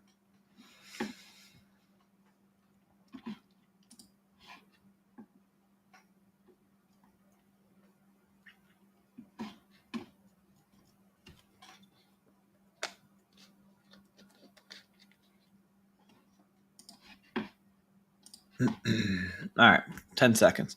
Then we'll get started. So at the 109, my favorite guy, if you watch my wide receiver video yesterday where I talked about my wide receiver, my guys, in the back half of drafts, Malik Neighbors is my guy. It may be an unpopular choice, but there are some others that see it my way. But he's definitely my guy. I want a guy who's a dominant target person. When you look at the rest of the Giants, nobody else is, that been on that team that's really going to be taking the kind of target share he is. So as long as he stays healthy, he should have a route to a high volume, if nothing else. And they're going to have to throw if they're going to stay in games because they're not that good. Jefferson goes right after Chase. In the first round, you generally don't want to get too cute because, ADP is pretty solid. You get some pretty good drafters that understand values. And the first couple of rounds, especially the first round, you don't want to get too crazy on. As the draft progresses, you can try and scroll down a little bit further and find the stacks that you need. But in the first few rounds, the value is where you want to scoop up. Even a couple picks past ADP, where people don't normally get them, can create a unique team that most people won't have. And when you're in Best Ball Mania and there's 672,000 teams in there, getting a unique team, but not forcing it, getting it at value is really what helps you get some advance rates here. So this is an example that I'm talking about of what not to do. This guy forced pick Brock Bowers, who should go in the end of the second round, and he took him in the first round at 7. Maybe he's a great pick. Maybe he's going to be the best tight end in the draft, but you just gave up you could get him in the second round at the 7th pick still, and you just gave up these other players. So it doesn't make any sense. I'm going to pass on McCaffrey here and take Neighbors, but I'm going to explain why. I don't mind getting McCaffrey. I think there's a little bit of a risk, but as I shared earlier, I have already taken 75 teams in Best Ball Mania before this, And early in the year, McCaffrey was going in the second round here. So I've been getting Christian McCaffrey in the second round. So to get him up here at 1.9 doesn't feel that special when I'm going to be very rare because I've already been getting him in the second round. If you're a tennis guy, advantage me. But what do I know? Just a guy. Just having a good time. Achane goes at 112. McCaffrey did go at 111. That's a little later than where he's been going. He's kind of averaging around 1.8 right now in drafts, in best ball drafts.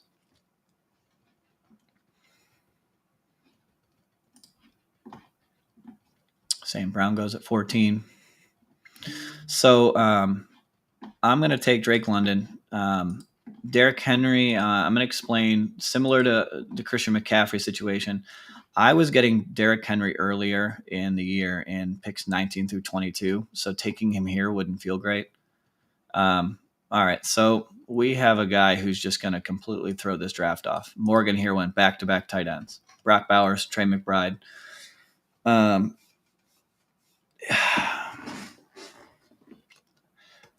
It's good, but it's bad, right? This guy could get really ugly and ruin this draft for a lot of people, which you don't like that. But at the same time, he could also cause some really unique things to happen with the way he's drafting, or she, I guess. Big mistakes. Tyreek Hill goes at 22. I like Tyreek Hill. I told you guys that yesterday. In the back of the second, early third, I'm in on Tyreek Hill. Josh Allen goes at 23. There's some weird things happening in this draft where people are taking guys out of place.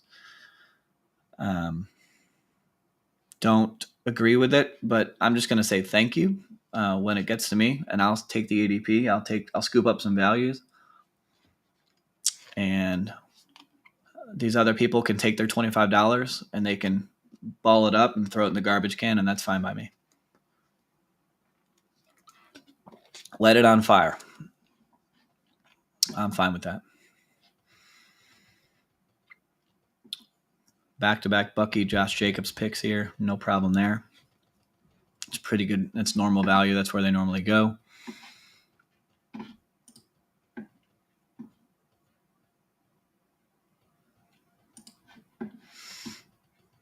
T. Higgins goes there.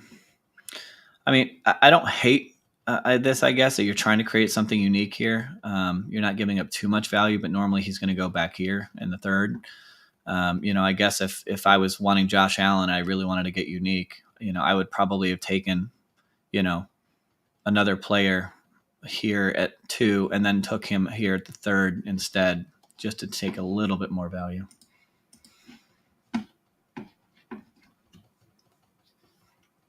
All right, let's see what's going to come around to us here. Marvin Harrison goes. I shared yesterday, Marvin Harrison is my number one guy with where he goes this year. I'm taking a ton of him. I will be overweight him in my portfolio this year. And that was reflected in the video yesterday when I kind of shared, what my exposures are there. Adams goes.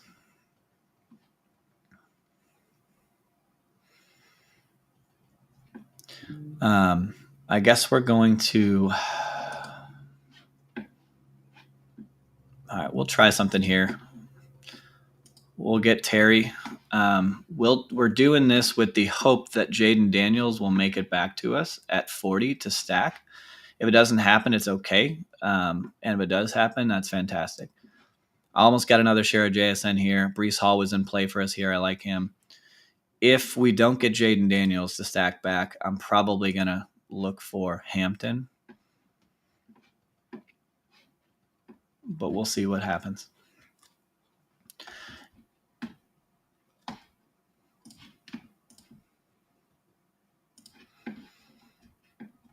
JSN goes to 36.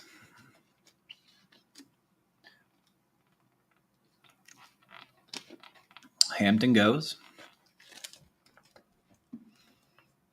See what Mr. White Fox does. Takes Kittle. So this is going to be interesting. We're either going to get the good value, ADP of 34, Breece Hall, or we were going to get our stack, and we did. So Jaden Daniels comes back. Jaden Daniels, let's try that again, comes back around. So we've now stacked Jaden Daniels with Terry McLaurin. That kind of feels nice. I do hope they figure out McLaurin's contract situation. I don't have a ton of McLaurin. The only time I get him is if I think I'm going to get a chance to stack him with Jaden Daniels. I do like Jaden Daniels. He obviously had a great rookie year.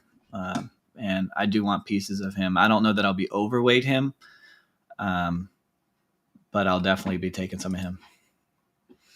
So far we're Malik Neighbors, Drake London, Terry McLaurin, and Jaden Daniels through 4 rounds, and that feels okay. There's a lot of running backs that I like deeper in the drafts, whereas I think I've explained this already that the wide receiver fall off is huge, especially after round 5, and then another break at round 7. So we see Morgan here takes back-to-back tight ends, which is, a mistake. They need to jump in our room and we can straighten them out. And then, now we've got 2 premium quarterbacks taken back-to-back in rounds 3 and 4 for this guy. These types of mistakes, while they're not hurting us right now, they're probably helping us, if anything. But this, they're wasting $25 here because you cannot make up the gap in wide receiver talent because you have to start 3 wide receivers at a minimum, 4 if you use the flex for a wide receiver, which most of the cases are. And you can only start 1 quarterback. So you're wasting the value here. One of these guys is okay. 2 of them is a mistake.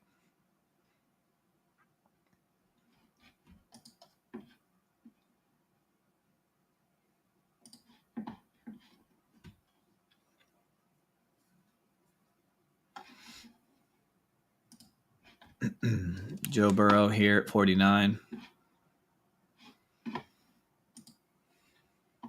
Another one of those things where Joe at 149, at 49 doesn't, people are getting him at 72. So if you don't push him and try and, wait for him to be patient and get there, you could have Jalen Waddle and Joe Burrow, or, if it worked out that way, or you're going to get Joe Burrow and, I don't know, whoever else comes back around, but it's not going to be the talent of Jalen Waddle. All right, draft is coming around, and we have some options here. Could get our first running back, or we can keep on rolling through, and I think we will with the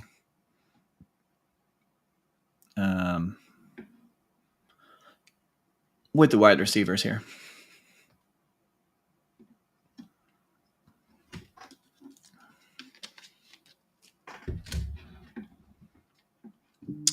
All right, so James Conner goes.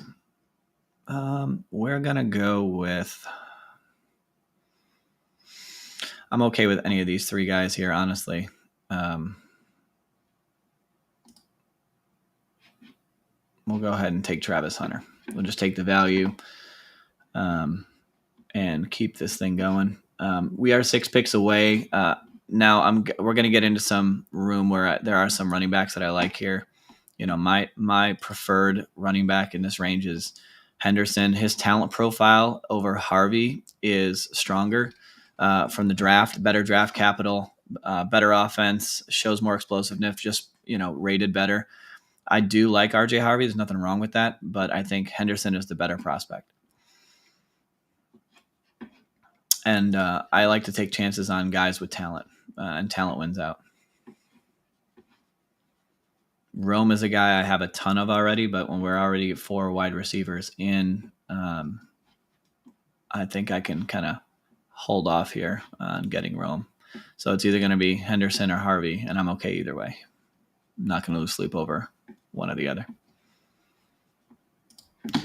So we'll get Henderson here, and that'll be our first running back. So far we've got Jaden Daniels, Trevion Henderson. Wide receiver, we've got Malik Neighbors, Drake London, Terry McLaurin, Travis Hunter. We did stack Terry McLaurin with Jaden Daniels.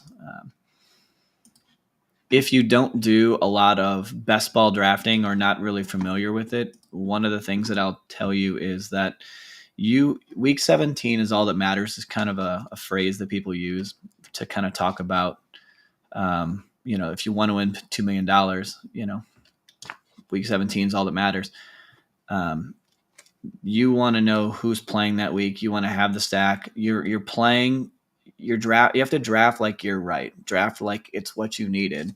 And so you want to increase your odds. So if Terry McLaurin goes off in week 17 and you get all the way there, you want his quarterback to go with him because he's going to go off with him, right? So you want to double down on the bets that you're making. So you want to have stacks, at least one or two pass catchers with your quarterbacks to increase your chances of being right. So when you're right, you're 100% right. If Jaden Daniels goes off and I have him and you have him, that's great. We have the same amount of points. But if I had Terry and that was his pass catcher and you didn't, I win, you lose, right? So if you're betting on that guy as your quarterback, you got to draft like his pass catchers are the guys you needed.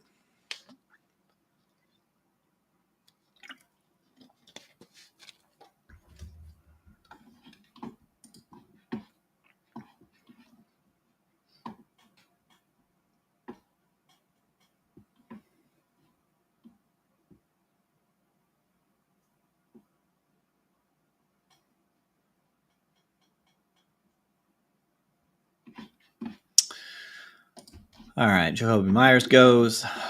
Draft's kind of coming around to us. We're getting into a place where there's definitely some running backs that I really like that I'm going to feel really good about getting if they fall to us. Swift would be my ideal target here. I really am big on Swift. There are some wide receivers that are still left on the board. The value here on Caleb Johnson has to be considered.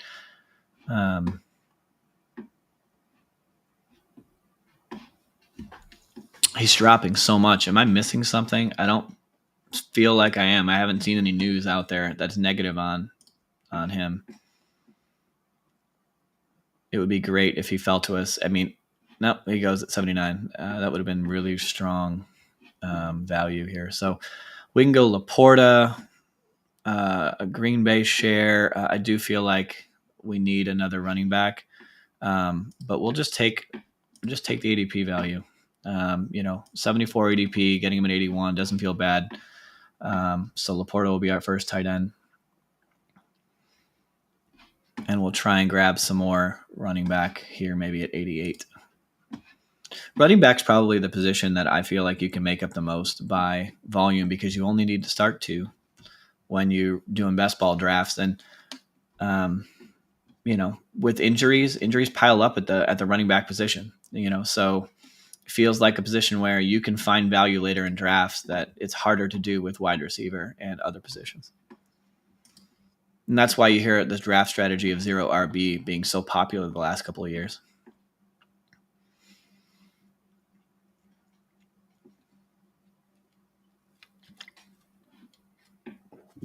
All right, we're on the board. So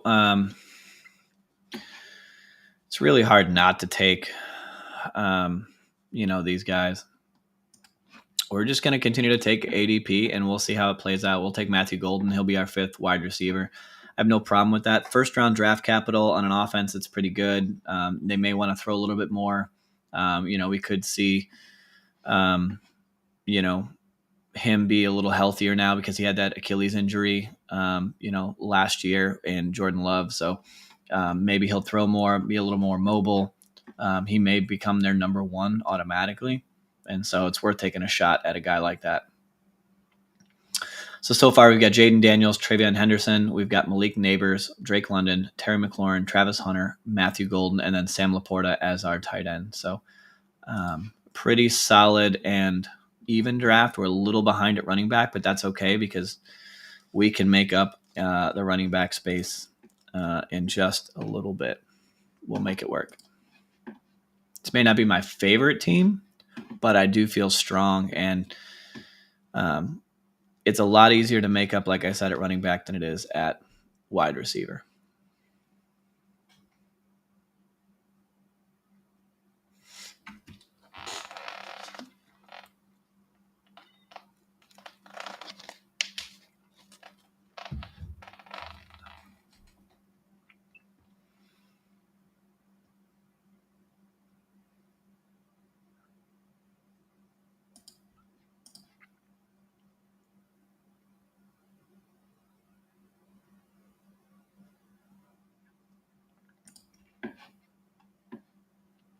Cooper Cup goes at 96. Jordan Mason at 97. Jordan Mason kind of fell there. A little bit of a faller.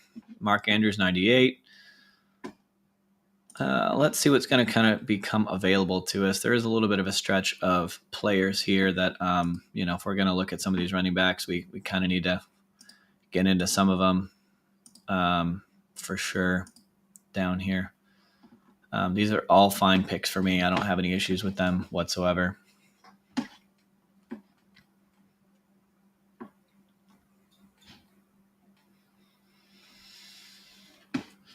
And when we've only got one running back so far, we will pretty much guarantee, unless there was some crazy faller or value, which there isn't right now, we're definitely going to be taking a running back here.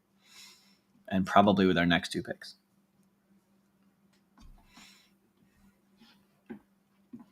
And so we're going to get Tyrone Tracy. He does pair up with Malik Neighbors, so a little bit of a teammates there.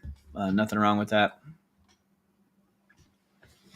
Perhaps, we get a Giants quarterback at the end of the draft to pair up with them to do a little bit of a double stack. You can stack your running back as part of the stacks if you want.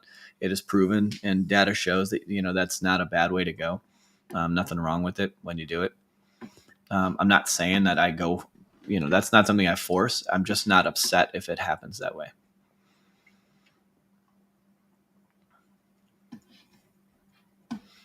We don't need Scadabo anymore because we already have one New York Giant on our team. I don't need both. You can do that, but it's not my preferred way to go. And then I actually am going to jump Najee for J.K. Dobbins. I have Najee ranked above J.K. Dobbins. He continues to fall right now because of the news about his eye. But I'm not really afraid of that when it comes down to it. He's on a Chargers offense that's going to run the ball. That's what they want to do. He's been a 1,000-yard rusher every year. He's going to an offense. He's in a one-year contract. He wants to prove himself, and the rookie's unproven. So getting him here on an offense like that feels like a really good value. So give me 1 second. I'll be right back. Be right back with you.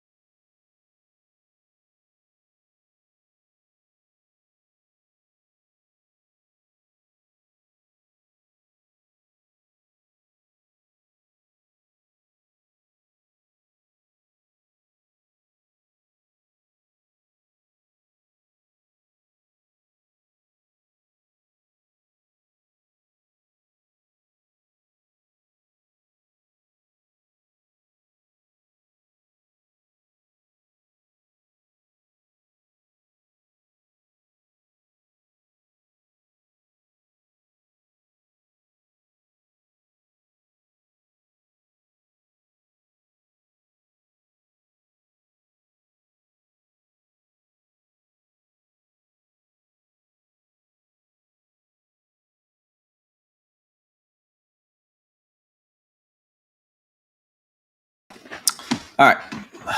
I'm back. Sorry about that. When nature calls, you gotta do your thing. All right, draft is coming back around. I see a little bit of runoff on some quarterbacks here. Herbert goes 124. We're starting to come back around. We've got a pretty balanced team overall. I think we're going to need to pull. I definitely see some things that I want to do here. So we're going to go Javonte Williams here.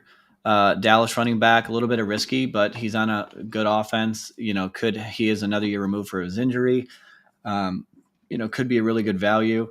And when we have Washington, I talked about game stacking, and with week 17 being all that matters, Washington plays Dallas in week 17. So if Javonte Williams goes off and is the guy you need, and you have the other set with Washington, that could be the winning combination for you. Excuse me. Marvin Mims goes. We don't have any Houston players. Stroud's out. There are some guys that I like here, but we're actually going to go ahead and get Michael Penix, our second quarterback. He pairs up with Drake London of Atlanta. And so we'll be done at quarterback with Jaden Daniels and Michael Penix. There's no reason when you pick a quarterback as high of the in best ball like Jaden Daniels, Lamar, Jalen Hurts, Josh Allen. When you're picking that high, you really want to just stay at two quarterbacks because you're counting on them to be getting you a ton of points. So we'll be done there. But that just means we can put another pick into another position that we need. So we'll go from there. And he did pair up with our friend Drake London here, which is always a promising piece.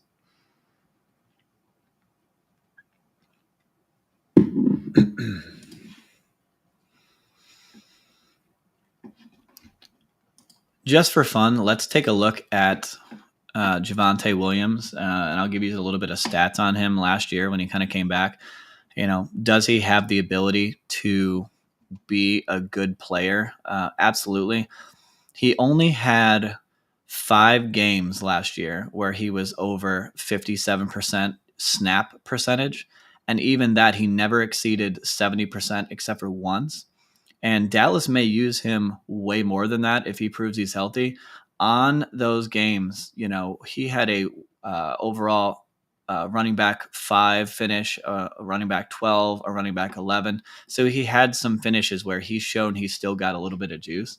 And when you look at his year to year, his rookie year, he had a 16 finish. Everybody was hot on him. And he had the injury, and then he started to come back, and he just wasn't the same player. And, maybe a new offense could be what he needs to bring some new life into him.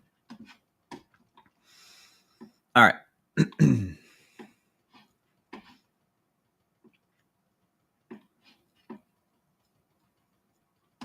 There's definitely some guys that I like here that I want to get pieces of. All right, Algier goes. So we're going to do a couple things. One, we're going to grab Kyle Pitts. He will be a double stack with Michael Penix, our second tight end. So now Michael Penix is stacking Drake London and Kyle Pitts, really probably his 2 top pass catchers potentially. Pitts, everybody loved him and got disappointed in him when he didn't break out. So I'm sure there's a lot of disappointment for a lot of people, but maybe this is the year. And if so, we've got his quarterback and we feel good about it.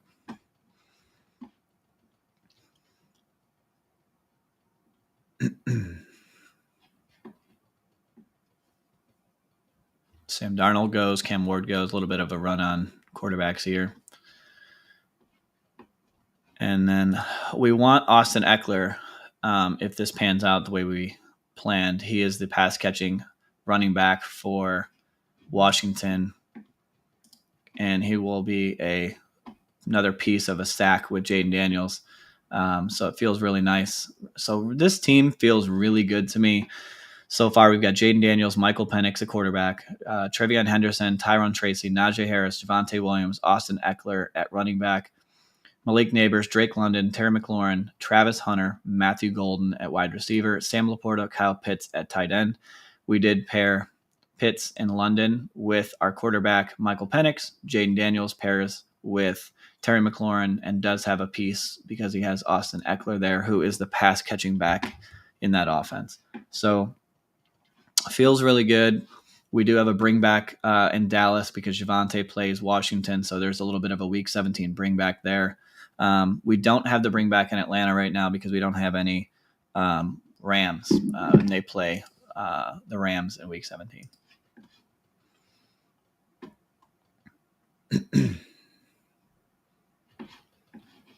But plenty of time to work that out. We've got 4 more picks to go. And we know that we're done at quarterback as we sit here.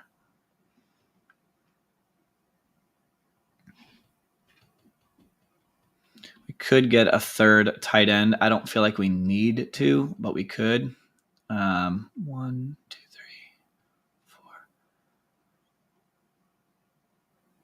4. We're definitely going to get 2 more wide receivers because I'd never go less than 7 because you need to start 3. Can start 4.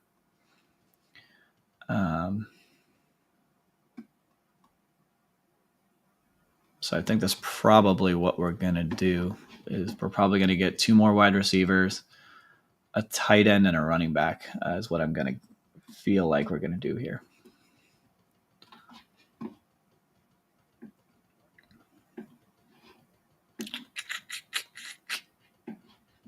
You know, we could go Zach Ertz here. I like Allen.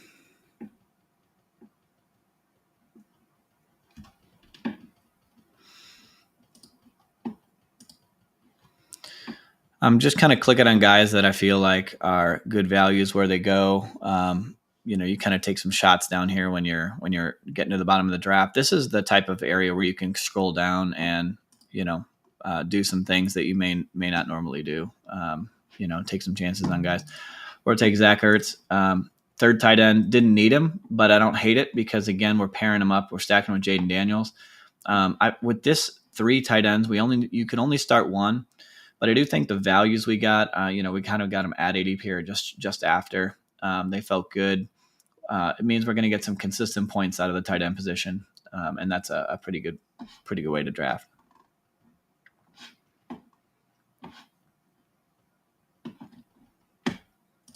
I don't even hate him. There's plenty of running backs I like at the end, so we'll probably leave that at the end to see if we feel like we need that.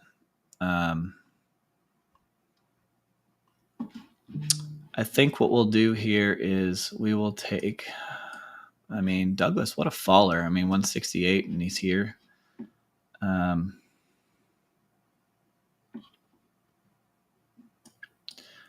like Michael Wilson better. Guaranteed number 2. You know, he's going to get a lot of snaps. He's going to participate. Good floor guy.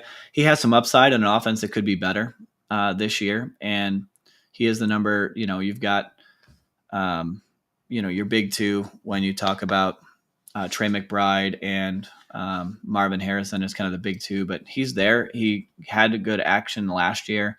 And when you're getting him this late in the draft, you know you're getting a floor. You're going to get some usable weeks out of him. And so you feel good when you take him. Or at least you should. I've definitely taken him in my fair share of drafts, and I don't have a problem drafting him here, especially when I have Kyler Murray to stack with him. I definitely get some, but he feels nice to click here. Feels like we're getting some usable weeks, usable points. And think of it this way, you know, if Marvin Harrison goes down, you know, heaven forbid, you know, he might be just an absolute monster, you know, of a player. He could be a league winner. People were talking about Puka Nacua. Puka Nacua was going in the 17th, 18th round. And the year he broke out, he was the number 2 on a pass-heavy offense, a pretty good offense, number 2 receiver behind Cooper Kupp and the Rams. Nobody knew who he was, but he was guaranteed to be number 2. And nobody was in on him. Big-bodied guy, you know, had decent speed. Hello, Michael Wilson. Say hi. I mean, same guy, similar archetype in a lot of aspects. Good offense. He's a number 2, right, on a team that, you know, could be ascending. They did improve their offensive line a little bit this year. I mean, he could be an absolute smash. I'm definitely going to get a good amount of him where he goes. You know, Jalen McMillan. I mean, look at the guy who went next to him. Good offense. They're going to throw a lot. Had a good year last year. But he's probably going to be their number 4 wide receiver, maybe even their 5th option because you've got K-Dot in there. So I'd rather have a number 2 versus a number 4 when you're looking at, you know, when you're trying to take your shots, you want either rookies with you don't know that are mystery that could have a role later on in the year, or guys that are definitely going to be high up on the depth chart and you know they're going to get touches and get you some points. So you got to just use your brain a little bit, understand the depth chart, understand good offenses and take shots on those guys. And hopefully they win you some money. He's done well for me. Let's put it that way. All right, draft's coming back around.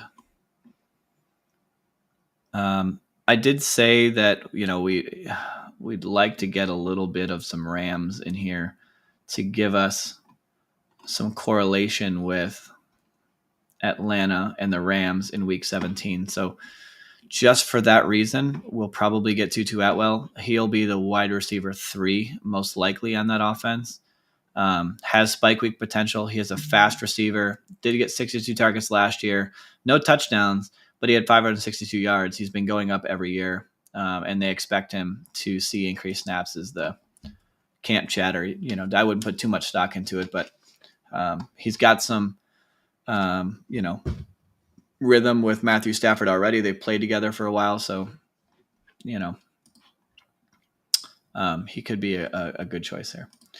All right, we got our last pick here. So we're either going to go running back or we're going to go wide receiver. I feel really good about our wide receiver room. Tight end room's great. Never draft more than 3. Only going to get 2 quarterbacks. So I'm actually going to look and grab a running back here to have a 6 bullet on running back. Normally, I tend to go 5 running backs, but I feel stronger about our wide receiver room than I do our running back room. So I'm going to take a shot on a running back. Some guys that I like here.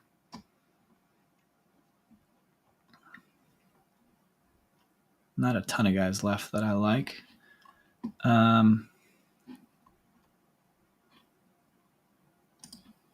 go Kendre Miller.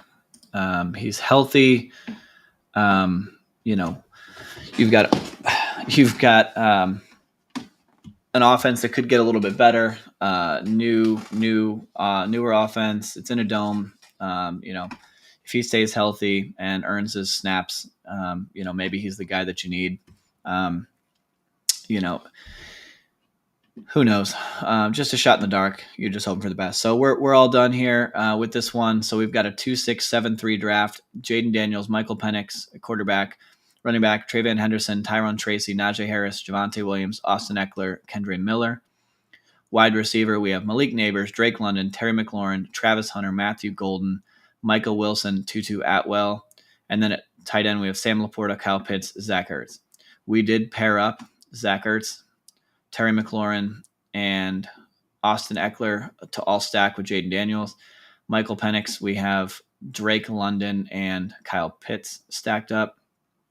And then we do have the Rams, Tutu Atwell, which is a bring back in week 17 game against Atlanta. And then we do have Javonte Williams, which is a bring back to the Washington game, which is their week 17 matchup. So really good. We have some, legs here, some quarterbacks that can run and win you weeks. We have some rookies mixed in with some veterans, some year 2 players.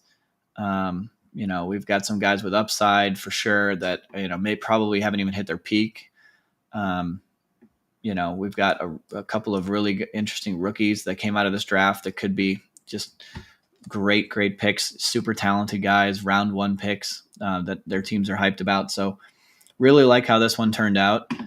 And I appreciate everybody who's been watching tonight.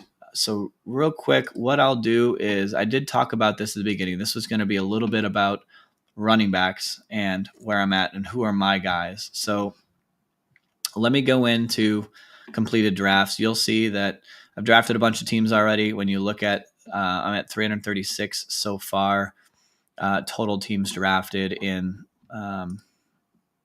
I guess the preseason was 19, but had a bunch of other ones. 336 so far. So when I say I'm drafting a lot of teams and I have a lot of experience and I've tested different strategies already so far to know what's going to work and what feels good, I'm not lying to you, and you can see that here. So let's look at our exposure rates so far out of our 300 and some odd teams. We'll go to the running backs. So I shared with you guys earlier, if you look at what percent of guys I've drafted, anything over 8%, if you're just doing by math, is above average, considered above average. You're overweight on, right? Anything below 8%, you're underweight on. So when I look at my top drafted guys so far, Jaylen Warren, I told you guys, love where he's going. Seems like a smash pick there. Tajay Spears, Najee Harris, Tyler Algier, Ramondre Stevenson. These are my top 5 guys. And then it starts to go down from there. You can see, won't go through the whole list. But from the first round guys, Saquon Barkley is 11%. Gentie's 11. He's more like a second round guy now. McCaffrey, I do have him at 9.9. I know, Chandler was in here earlier, asked a little bit about CMC. I'm at 9.9%, so I'm a little above average. I like right about here. I don't want to be too above average on him. He is a little bit boomer bust, but I do want pieces of him. I don't want to be out on him because he does have the talent to win you the whole league, and he could win us $2 million. And then let's see what else. I was much higher on Henry earlier in the draft, but again, he's being pulled up into the first round, and I think that's just a little too high for him, at least for my liking, and I'm okay with being wrong on him. And then we start to see which guys we're underweight on. So if I go down a little lower here, these are just random guys. Let's see if there's any significant names.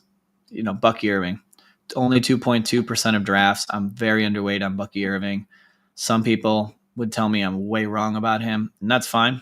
I'll get some pieces of him. I'm sure I'll get a little bit more just to not be completely out on him, but I'm going to be underweight on him. I don't believe that he's the better pick in those rounds than the other guys that are going there. Let's see some other prominent names.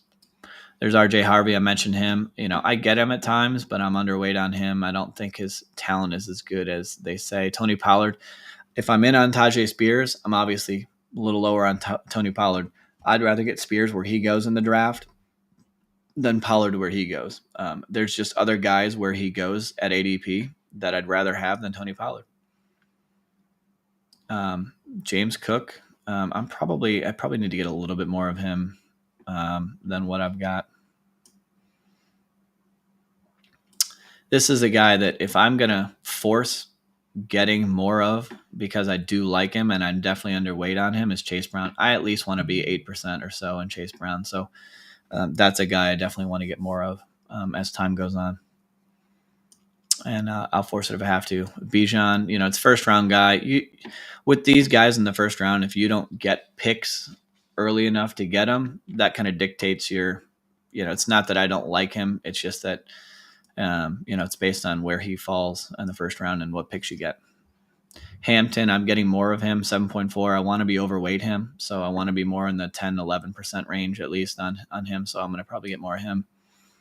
Same thing with Achane. I will pull more of him. So this just kind of gives you guys an idea of where I'm at on some of my exposures. And then, tomorrow I should be on and we'll talk a little bit more about quarterback and tight end exposures. Here's a quick hint. Travis Kelce is my most drafted player, and I'll talk about why that is a little bit more tomorrow. So thanks again for being on here. Shout out to my guy Chandler, who was on here earlier. Thanks for dropping a comment and asking a question. Love interacting with you guys. Want your opinions. If you want mine, great. Happy to share it. I've got a little bit of experience to share, and if you have an opinion on something and you think I'm wrong, no problem. We'll talk it out. I'll pull up the numbers. We'll debate over it, and everyone's got an opinion and you're entitled to it. So I'm all about it. If you enjoyed anything about the stream, please throw a like, subscribe, hit the notification. I'm going to try and go live daily at around 10 p.m. Central Time, between 10 p.m. and midnight. And you can draft with us live on Underdog Fantasy. If you click in the description below, you'll see I have a link there to Underdog. You can join and drop your name in if you jump in a draft with us. But just come hang out, have a good time. We'll chat it up. Maybe we'll win some money together. Maybe we'll just have a good time doing it. But thank you guys for watching and supporting. We'll see if we can build this channel up. And hope everyone has a great night. Thanks.